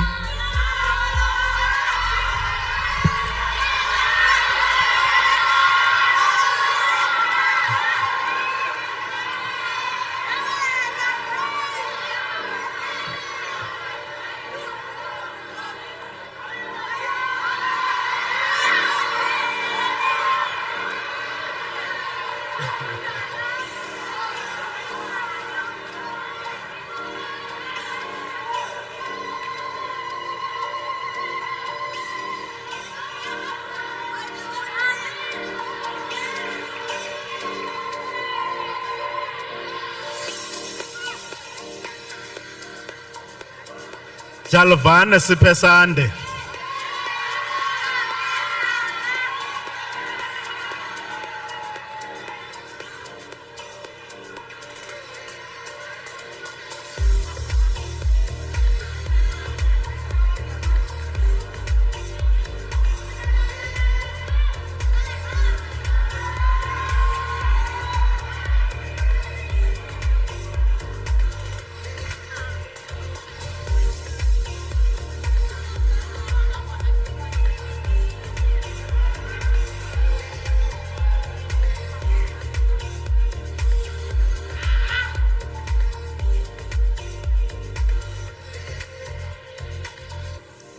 Gcina zezethu.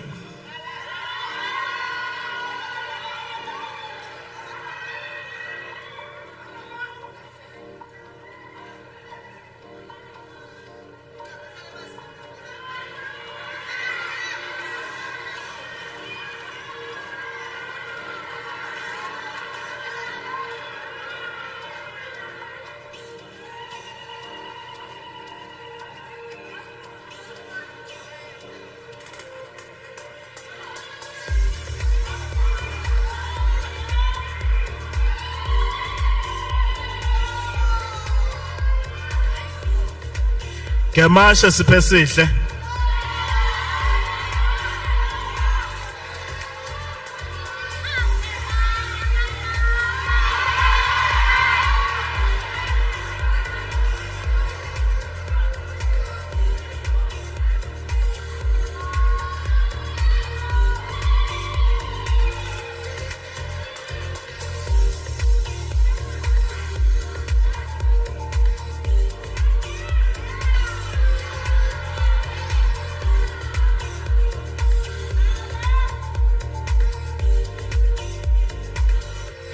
Kobozi Chumani.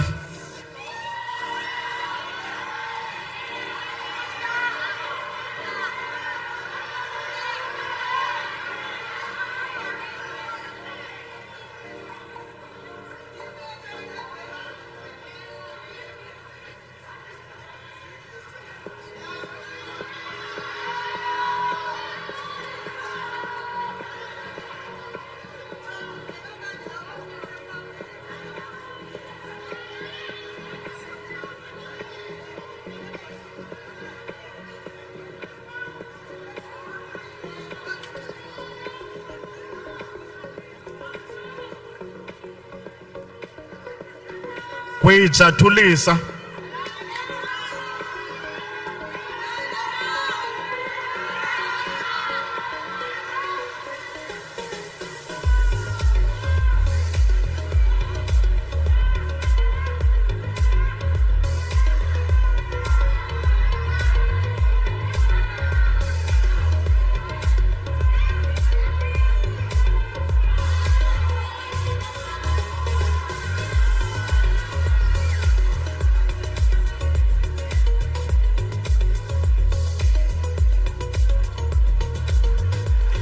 Livestock Kwemponeng.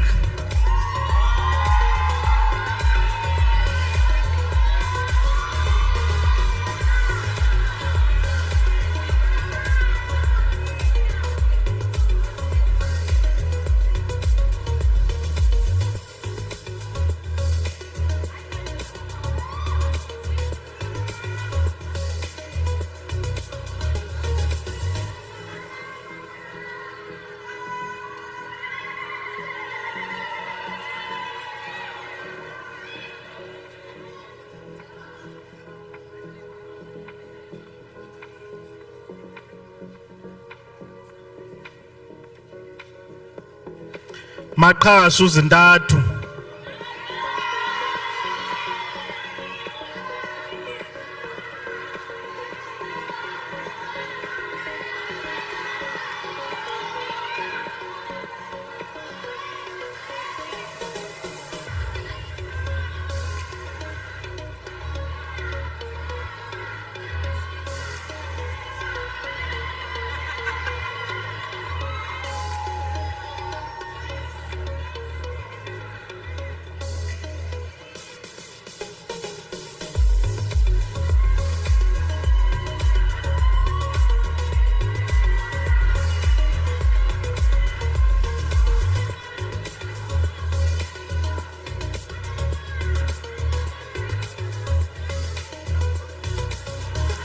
Mavume zifikile.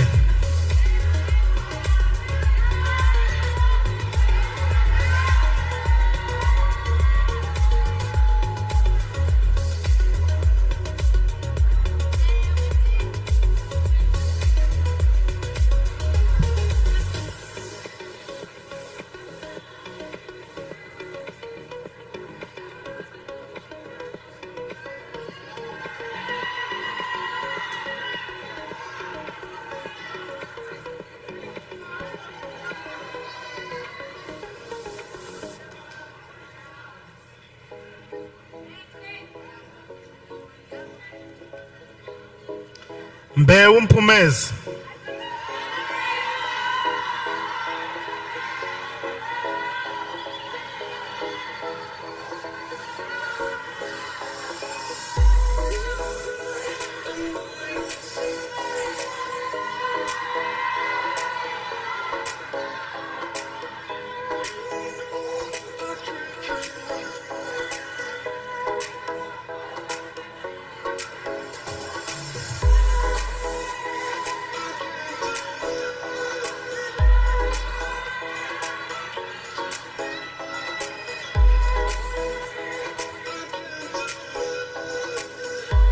Mgweba Zanele.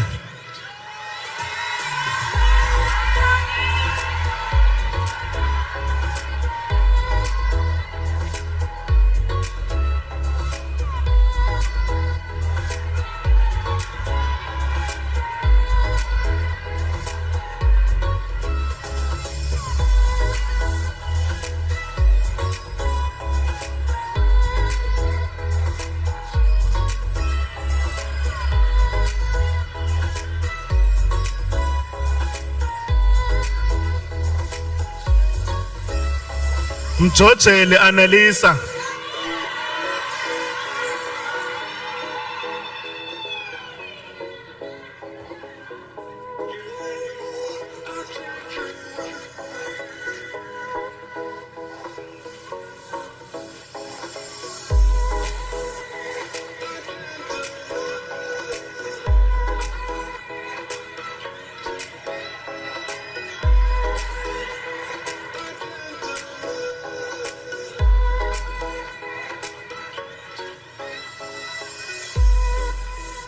Mbongoma zintathu.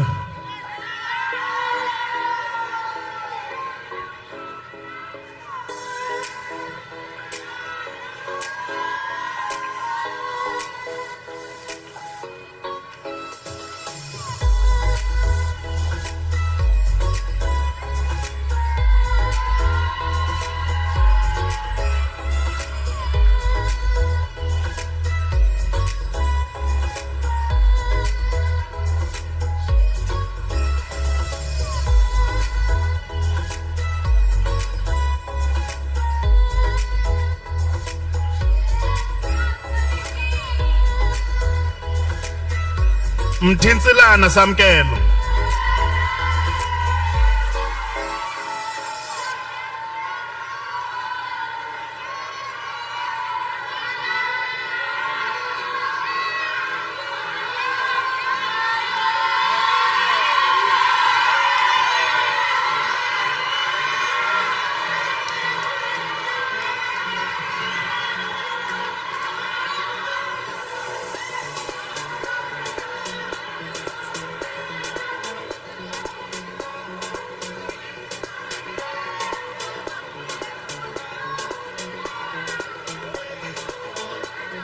Nana ayababaza.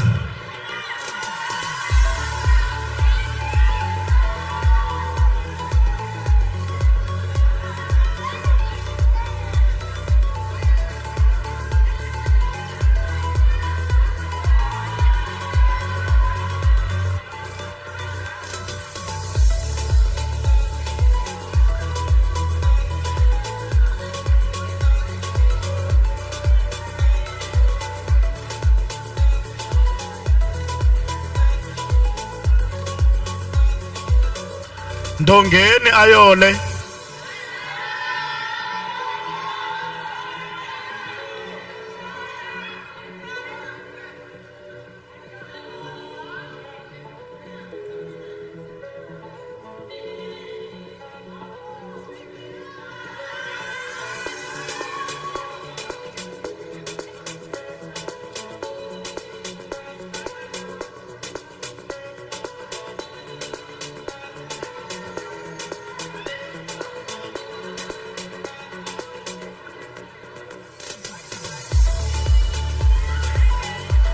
Somtyele anele.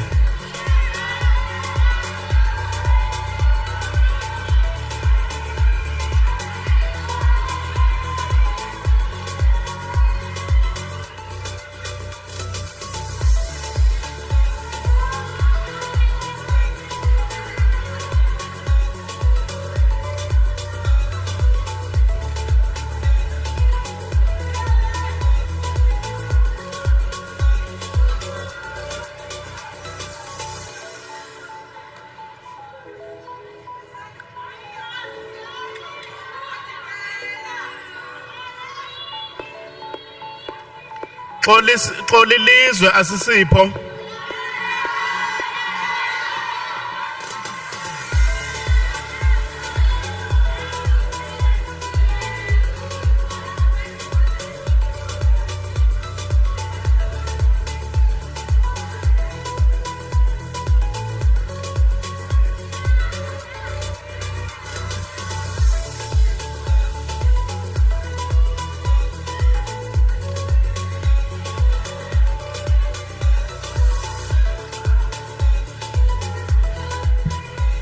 Ladies and gentlemen, this brings us to the end of our national end diplomas in farming management. Thank you.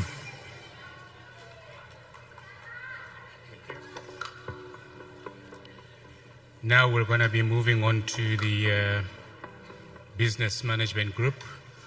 I would like Mr. Nomandla to come and take up his position.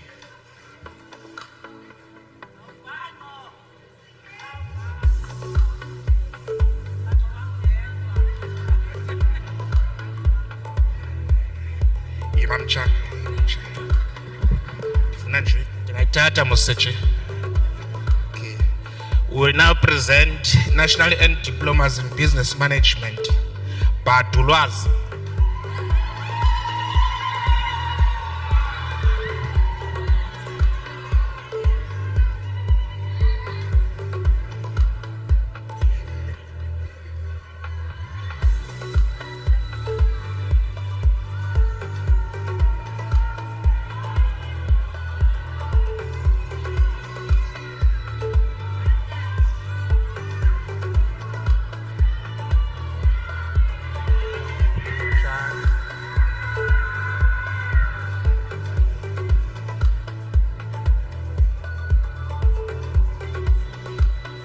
Bobele Yonela.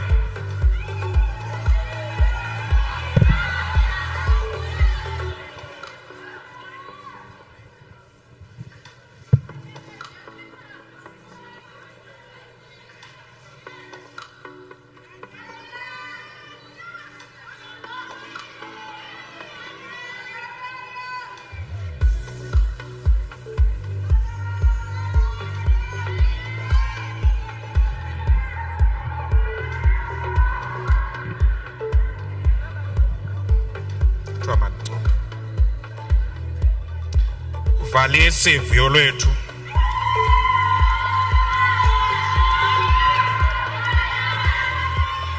This brings us to the end of the recipients for business management and diplomas.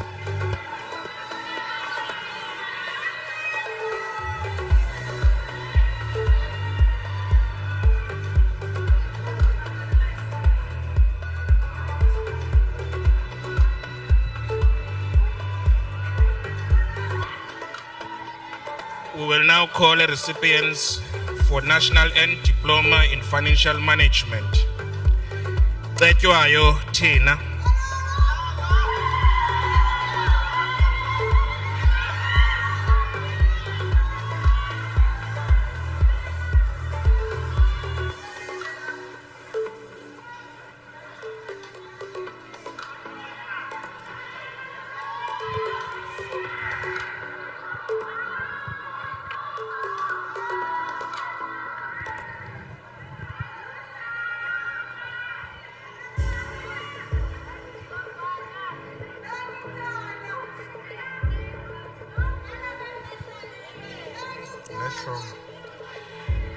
Kanjo Anda.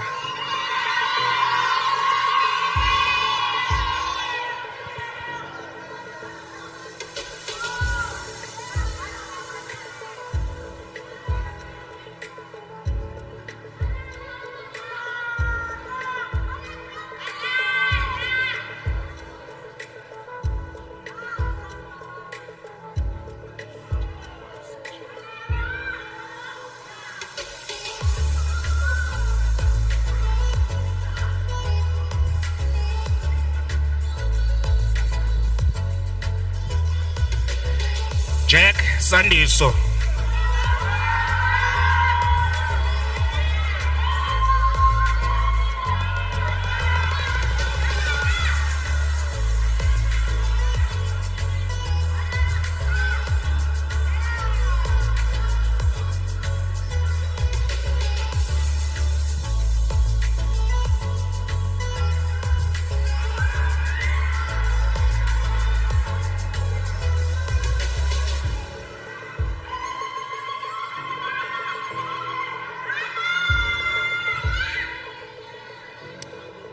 Katjwa Siphutando.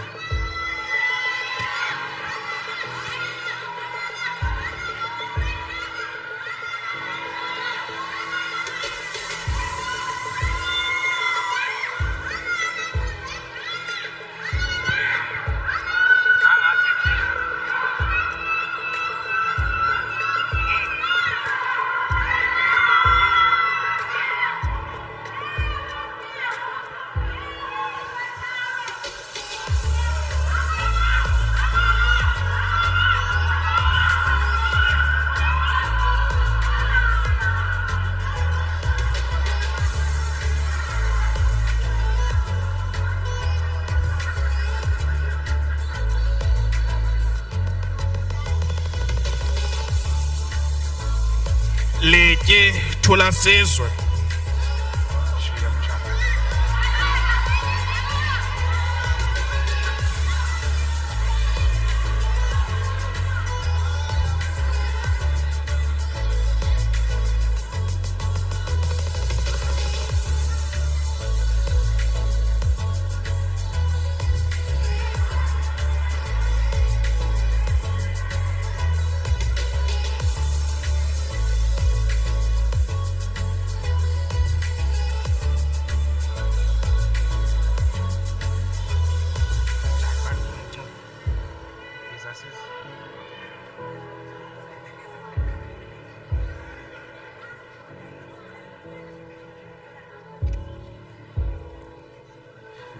Masinyane Ayanda.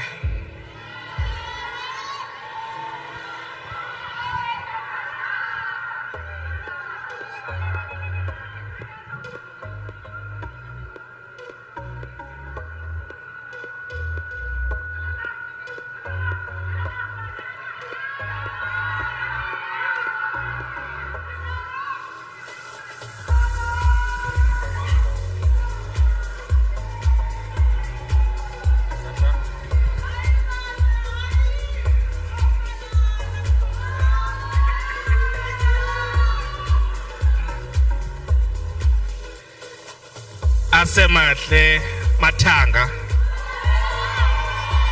Ungayinqabe mamiya xa uhamba ntwana uthi cho bakubona. Basari 8 clap wethu omtshalo.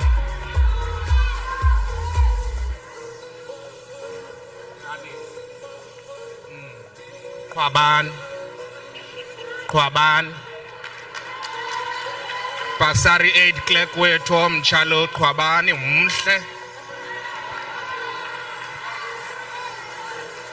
Colleague.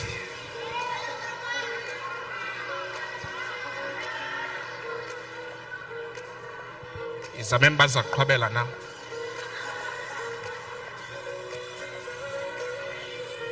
Mdingi Yonela.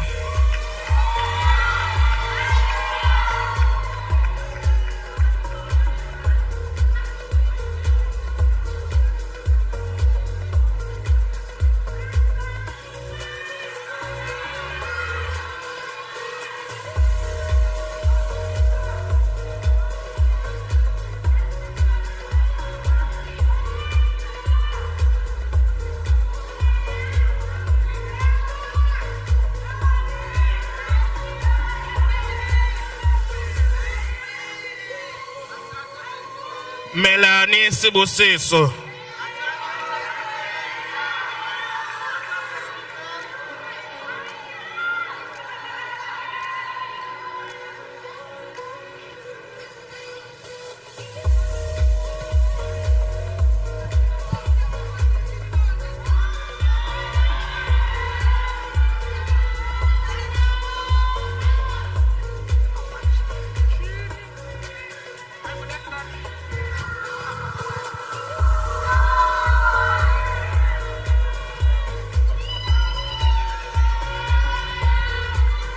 Prepare work. Mona Lusanda.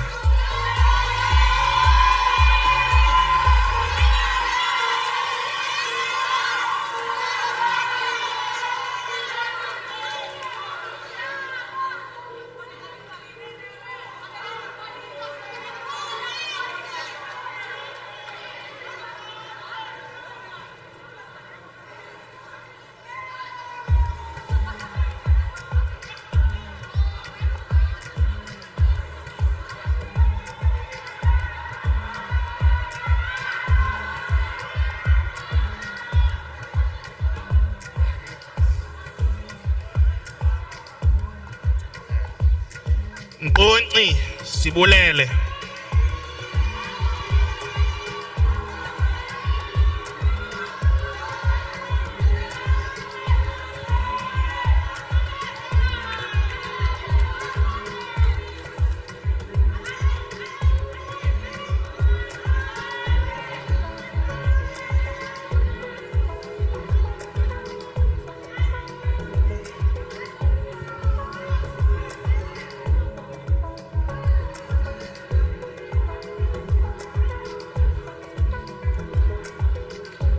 Nazo Unathi.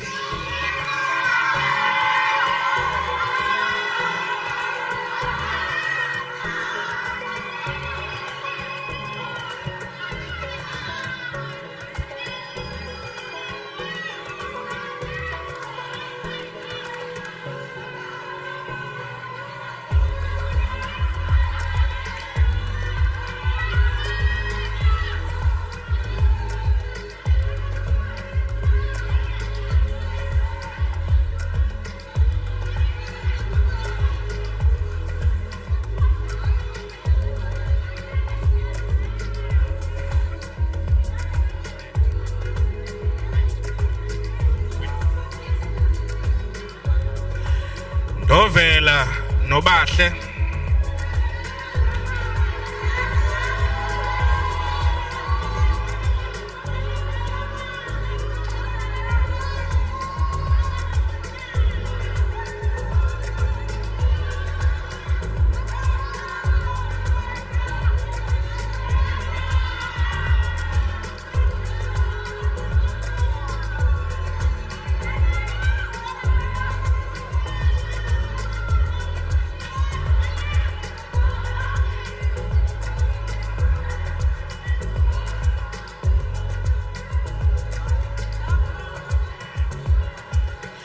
Dulula Kanyisa.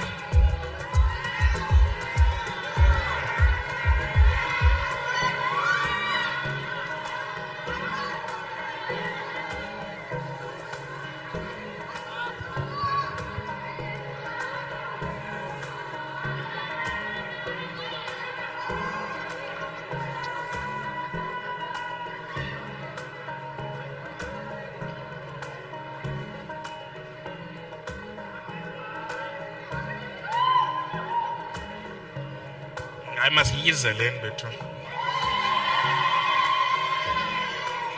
Anandimfundisa so ndilala biasness. Ncelwane abongile.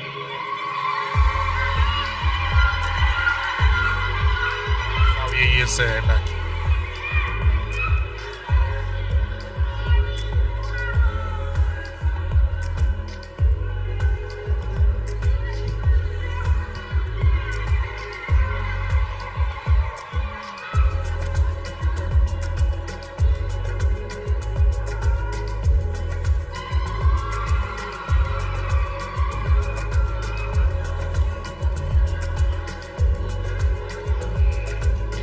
Ngeno wandile.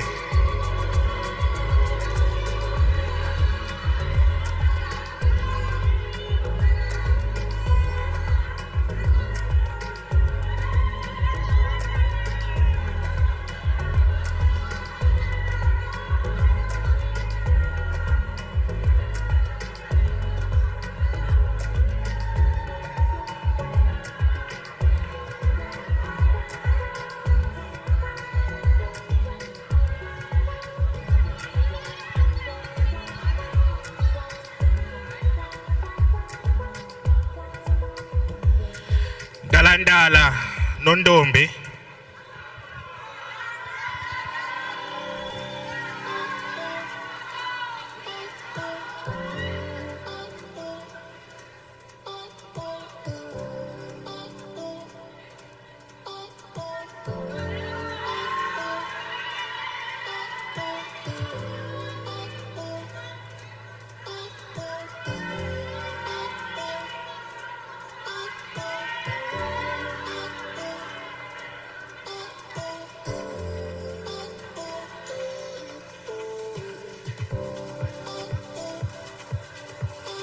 Ntsasa cikezwa.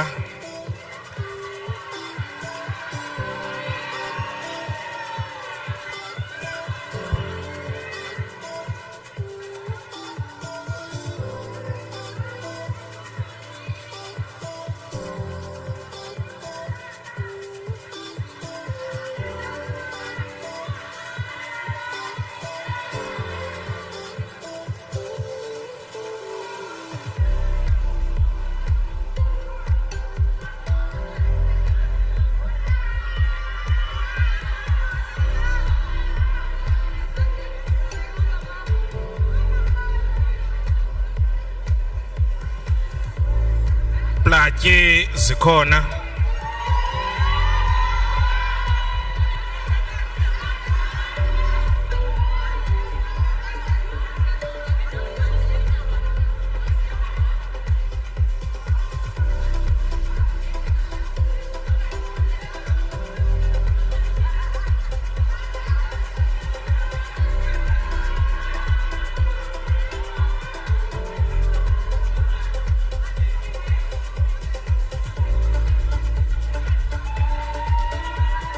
Zamem suwoyiki saknumel.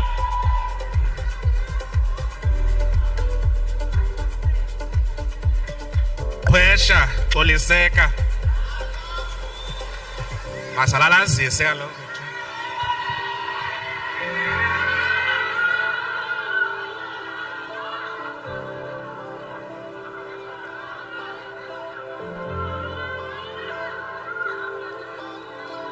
Zamem.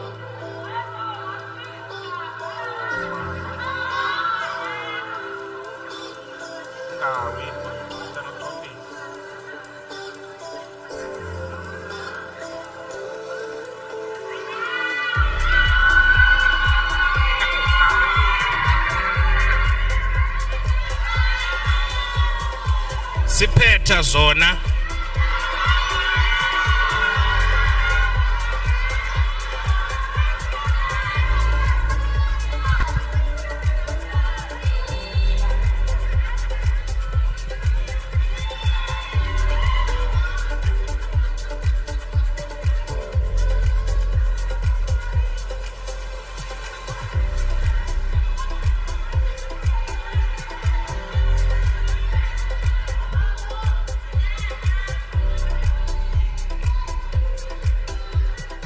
Sokoi khanyisa.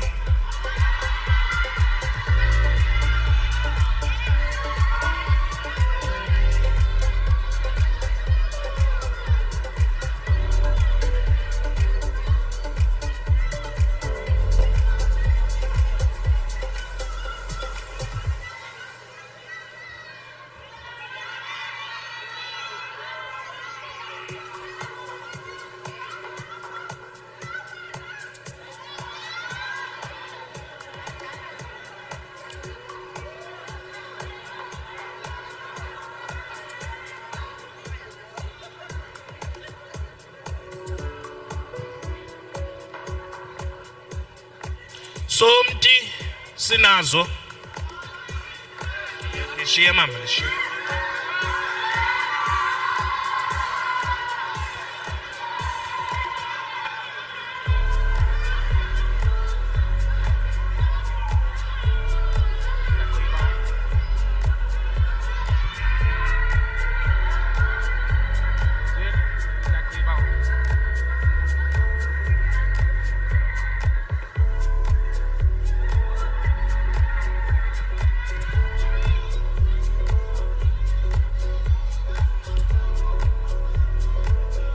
Vuthula noSipho.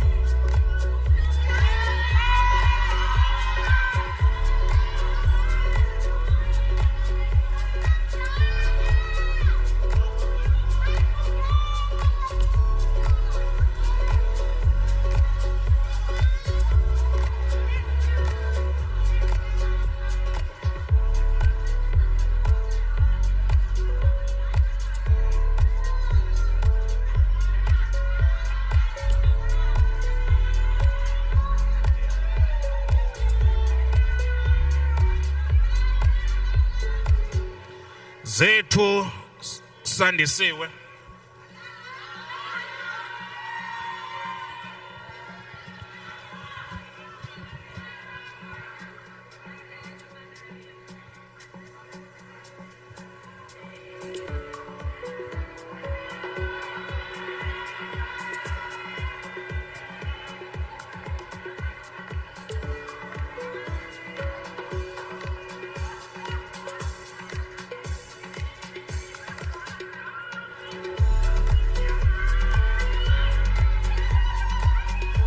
Sondiwe Siziwe. Right.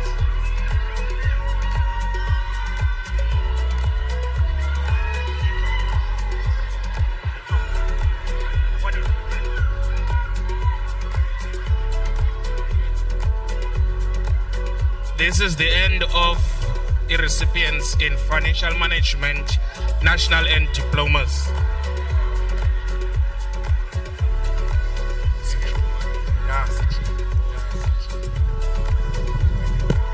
Yeah, ungabi nguyona sithi. Ungabi nguyona.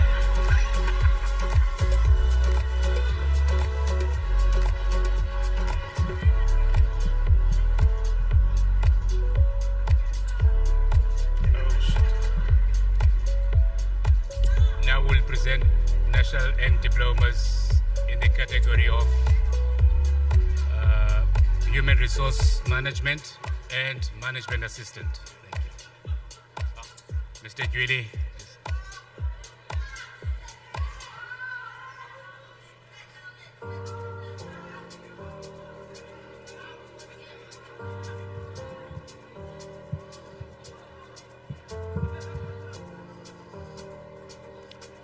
Greetings, everyone. I will now call upon recipients of national and diplomas in human resources management. Jakavula Mandisa.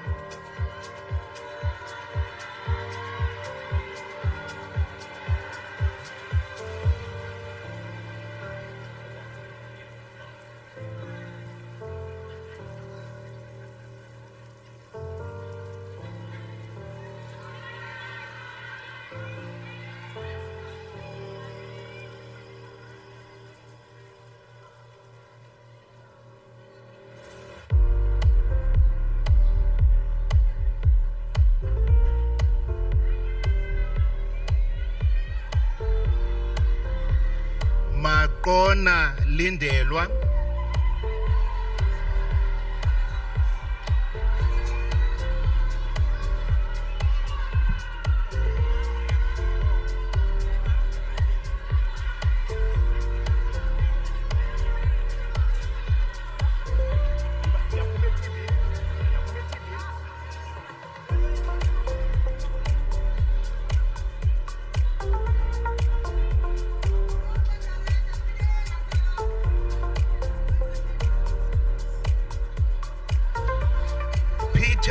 Zamora.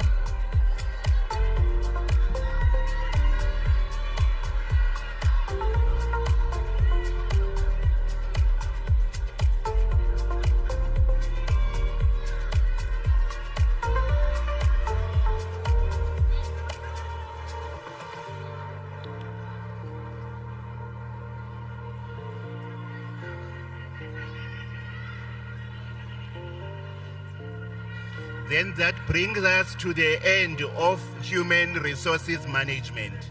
Now I will call upon recipients of national and diplomas in management assistance. Mabala sinazo.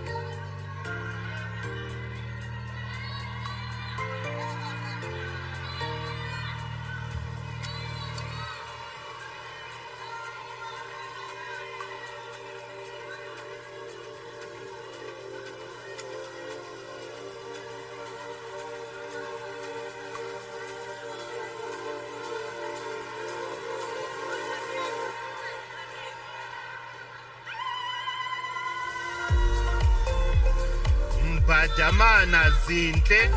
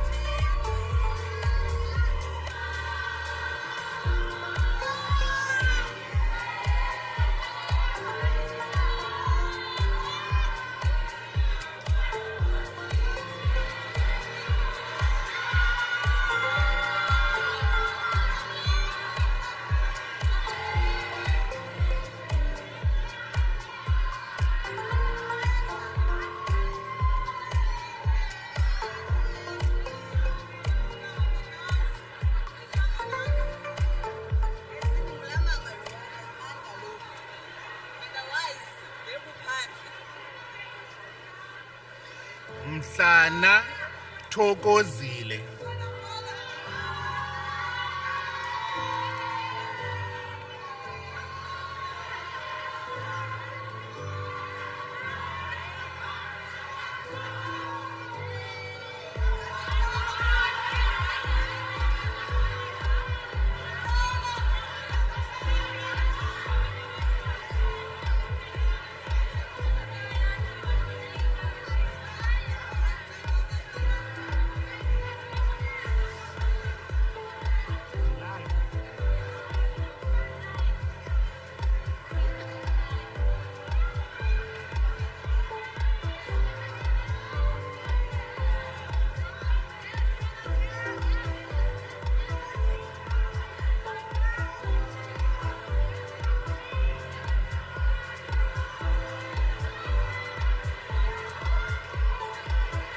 Mhlanhla Asalindo.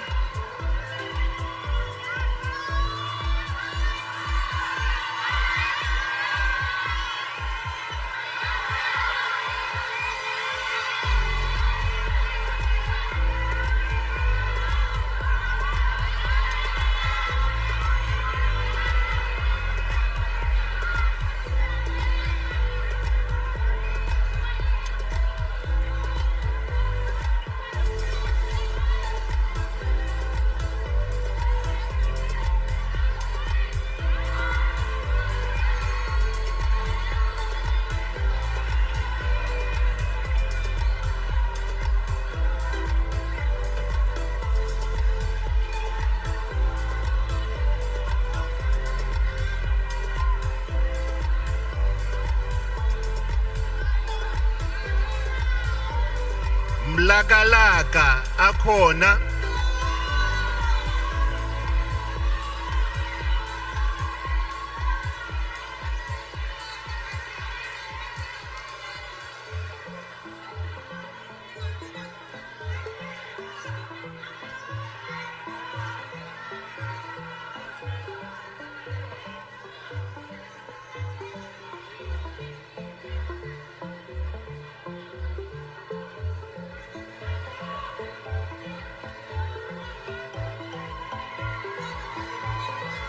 Boom Sango.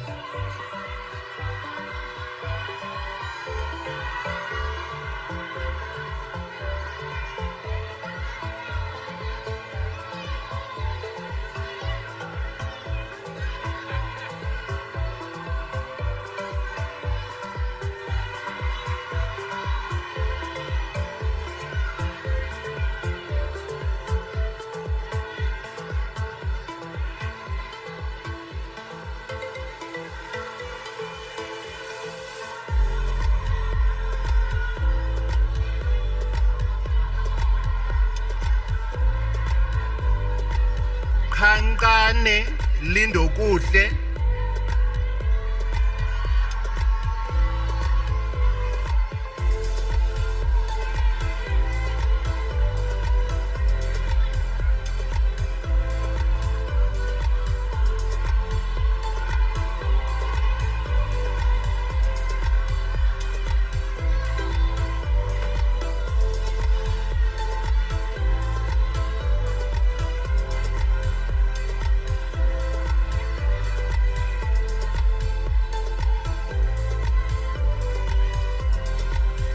Kwabe Nelisa,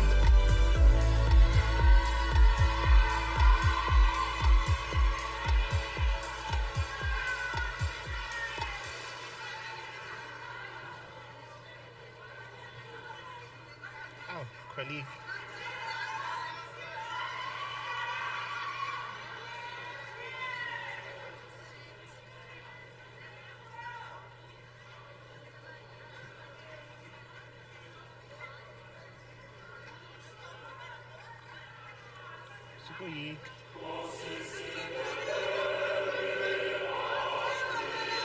High five. Sese ayavuya.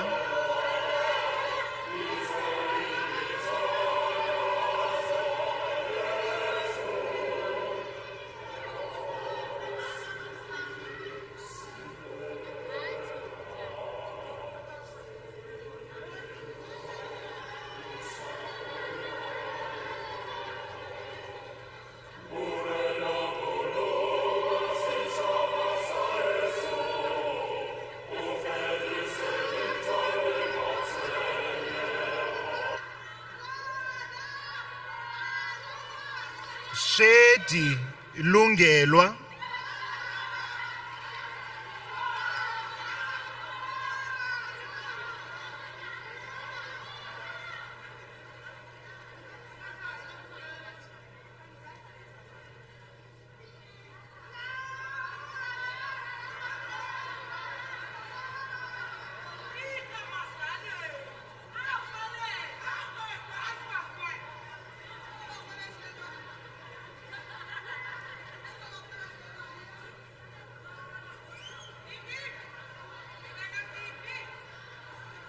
Sobethwa Esethu,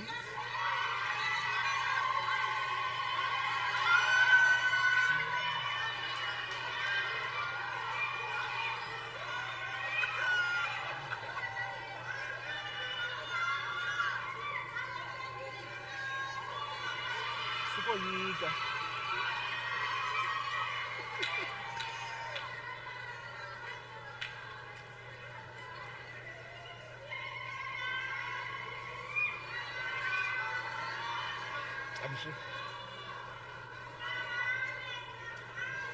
Soya Mshumayeli,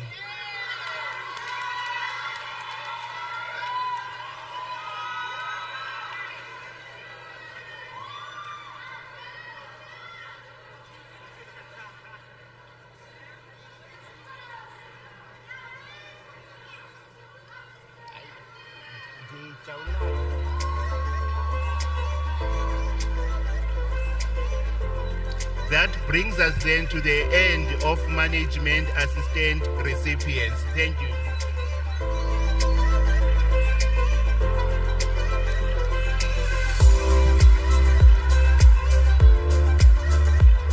Now, ladies and gentlemen, we'll call upon Ms. Tekizwa Kanto to present these end diplomas to the category of public management.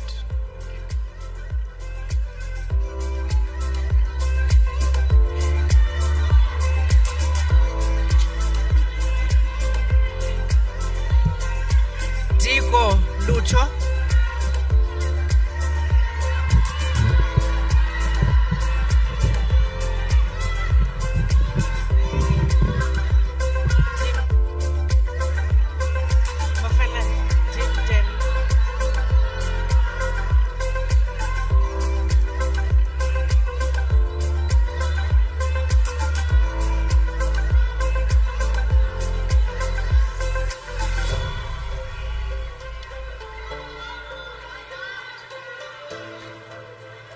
Febana Nozipho.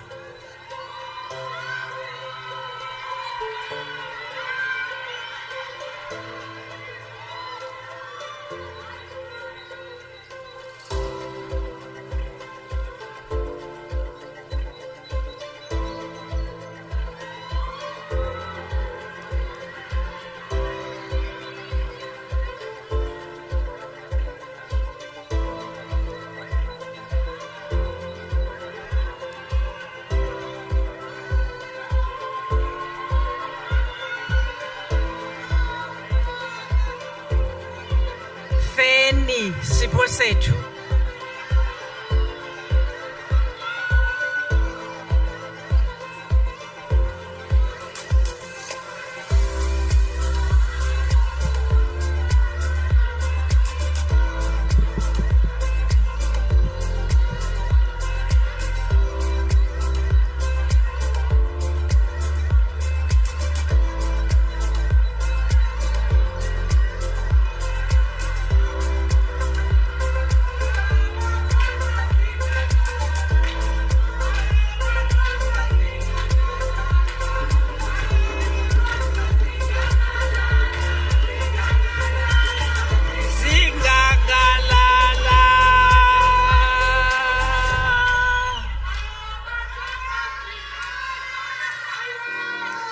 Gaza Phumeza.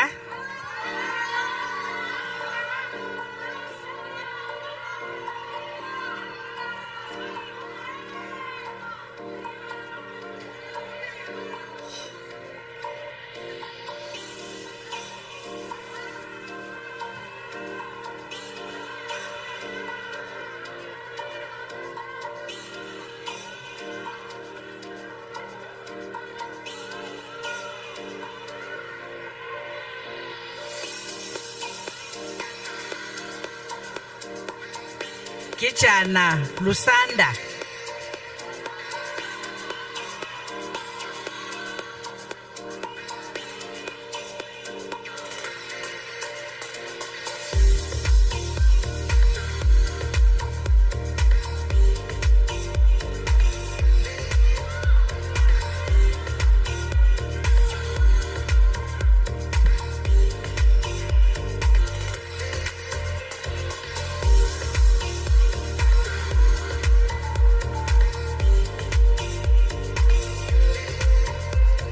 Jongwana Basa.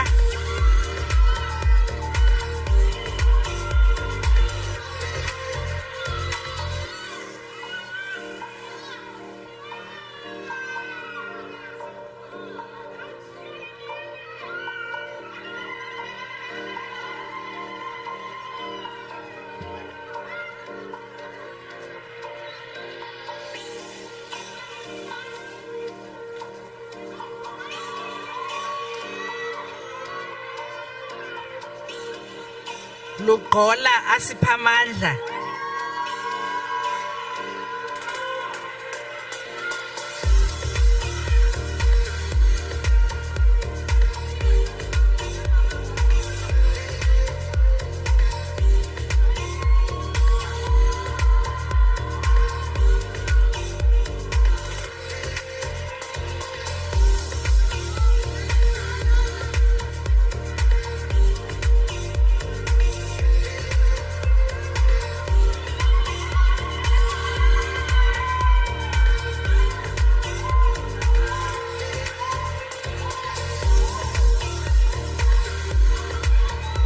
Makeleni Anat.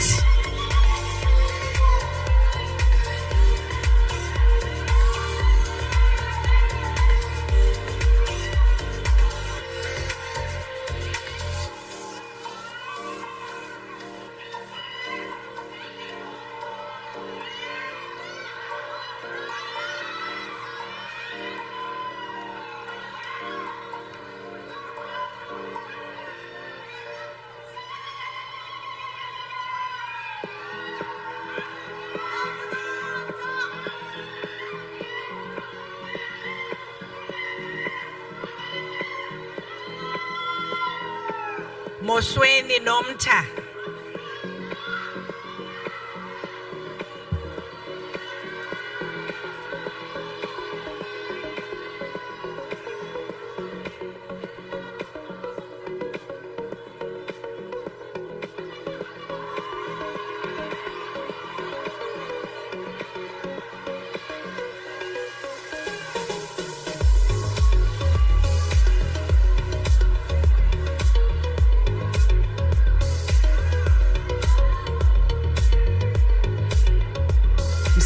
Ndagana sipho sethu.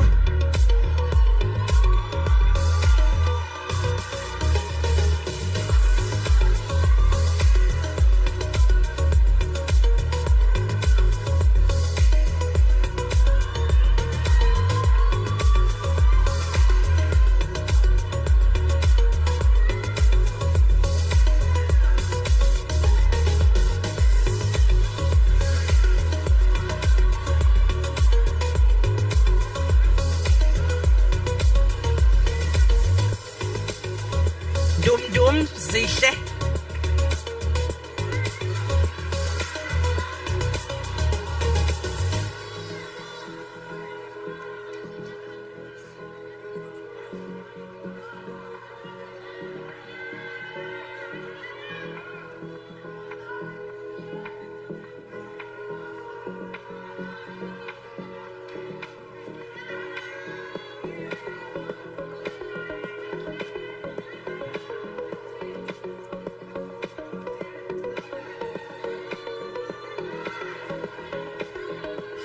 Njanda alulutho.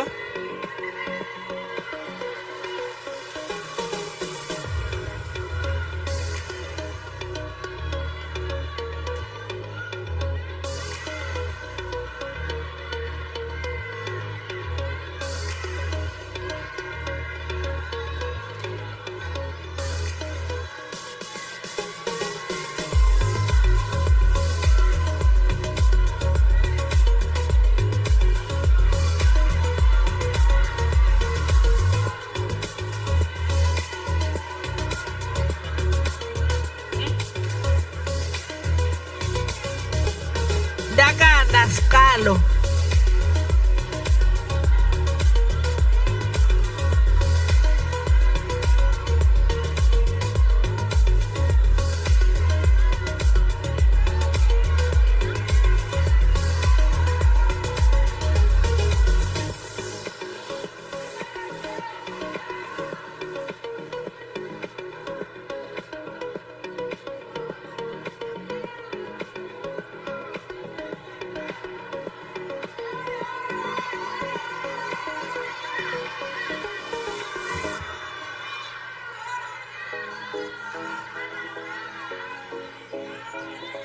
Ngingala Adelisa.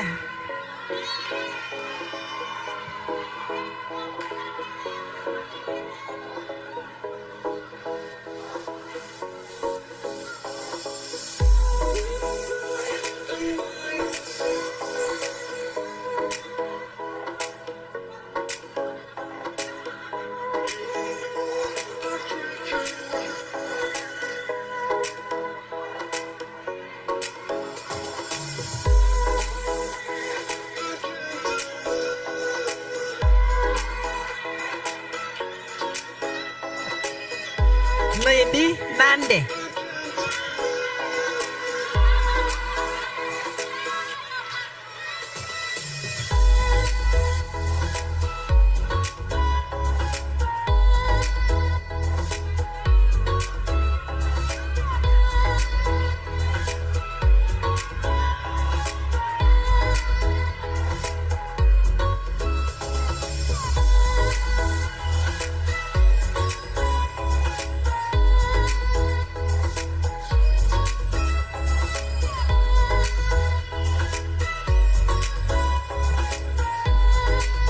Seyisiviwe.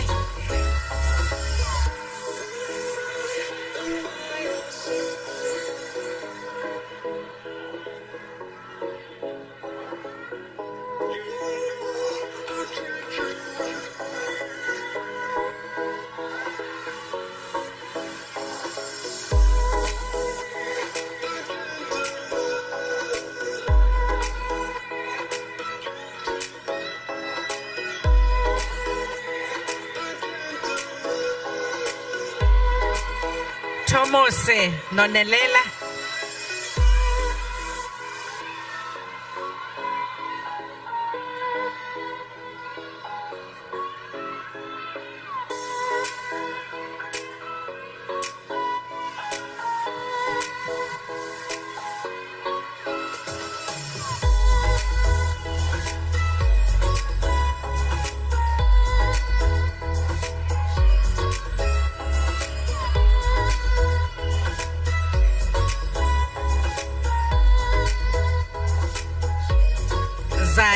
sesethu.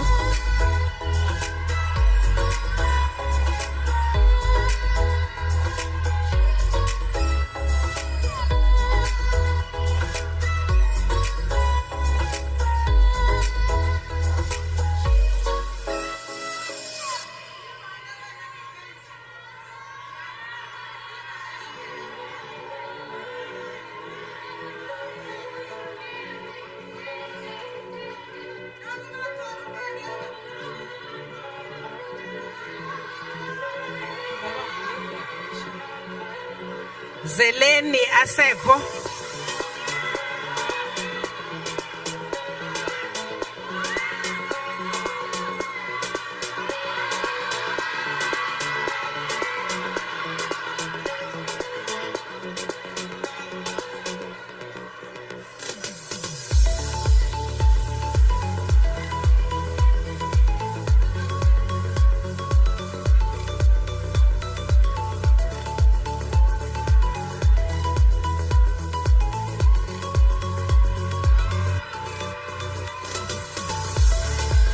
Thank you, Program Director, and that marks the end of the recipients for Diploma in Public Management.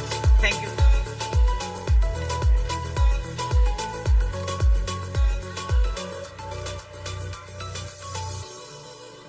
Thank you, Ms. Kanto. That was the end of the awarding of the diplomas, ladies and gentlemen. I now call upon Mr. Moni to do the vote of thanks.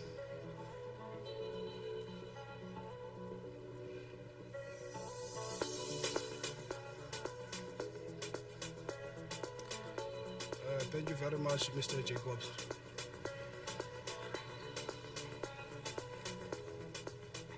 Good morning or good afternoon. All right. Ladies and gentlemen, it gives me great pleasure to extend a vote of thanks to all the people who work very hard in order to make sure this graduation ceremony is a success. To Ms. Lusanda Dodo, our guest speaker, for your invaluable message to our students. Thank you for your presence and honoring the invite for this ceremony. To all our special guests and our stakeholders who support the college in all its endeavors, thank you for taking the time out of your busy schedule and honoring this ceremony today.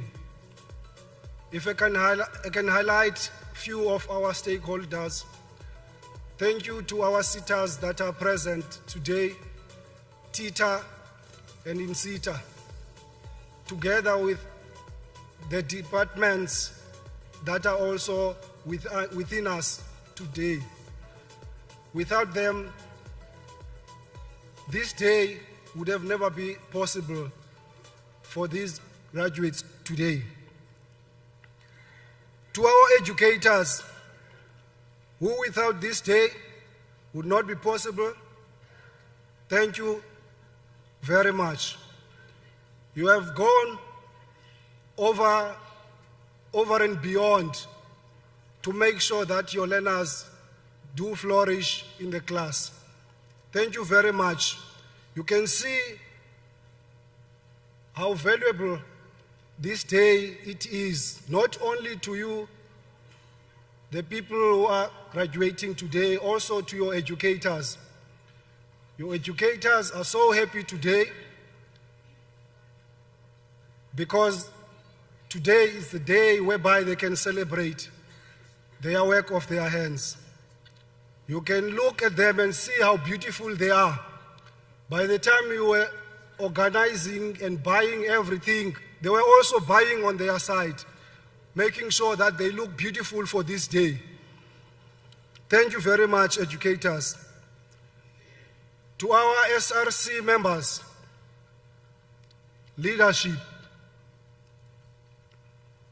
and also to the choir who has been giving us a beautiful delivery of song. Mr. Dumza, thank you very much. I didn't know that we can still dance for Liza Lisi Dingali Lako. We've been dancing here.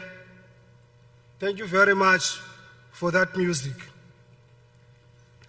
Thank you very much, colleagues, to our examination department. The department whereby if you are not sober, you cannot work there. You must be sober all the time if you are working there.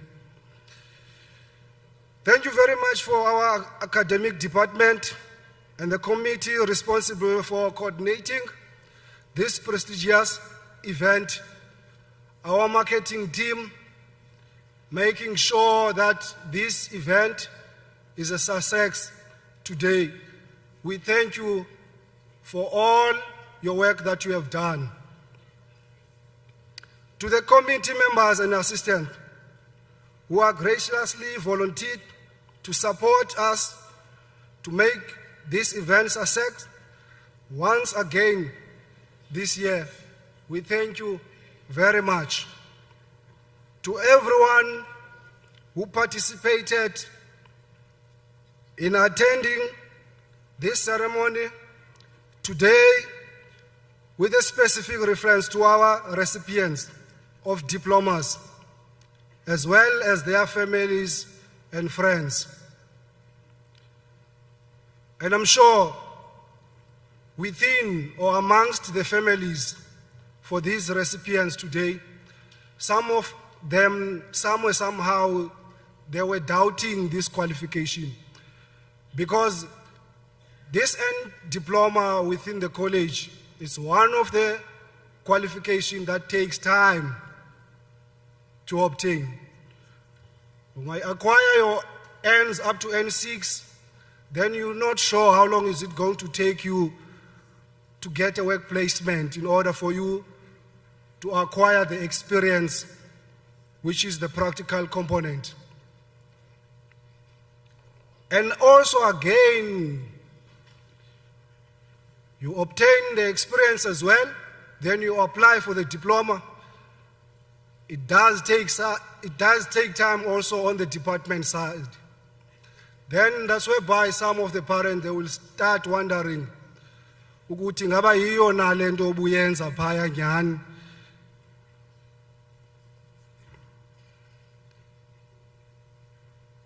To everyone who's here today, may I leave you with the following thought given to us by Nelson Mandela. He said, education is a great engine for personal development. It is through education that a daughter of a peasant can become a doctor. It is through education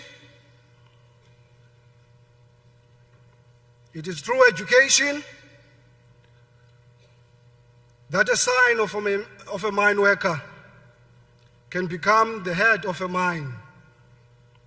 And it is through education that a child of a farm workers can become a president of a great nation. It is what we make out of what we have, not what we are given, that separate one person from another. Thank you very much. Thank you.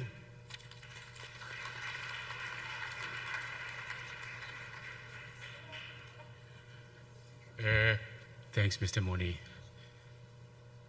Ladies and gentlemen, this congregation was constituted earlier on. It has to be dissolved. Now, I hand over to Dr. Gumbi to dissolve this congregation. We have come now to the final stages of our proceedings. By virtue of the powers vested in me, I now dissolve this congregation for the awarding of diplomas. Thank you.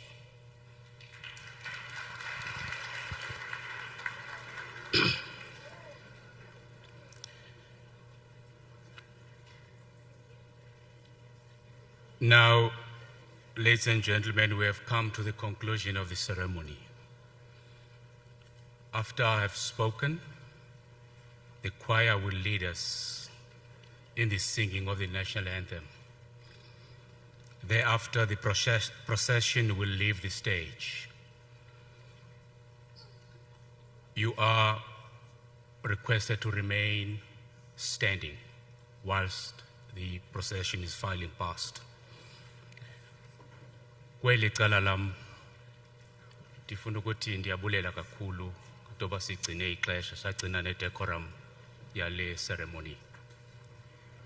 Yanga umdali nemilowa yakuni ibe nani nihambe nifike ekhaya nikhuselekile.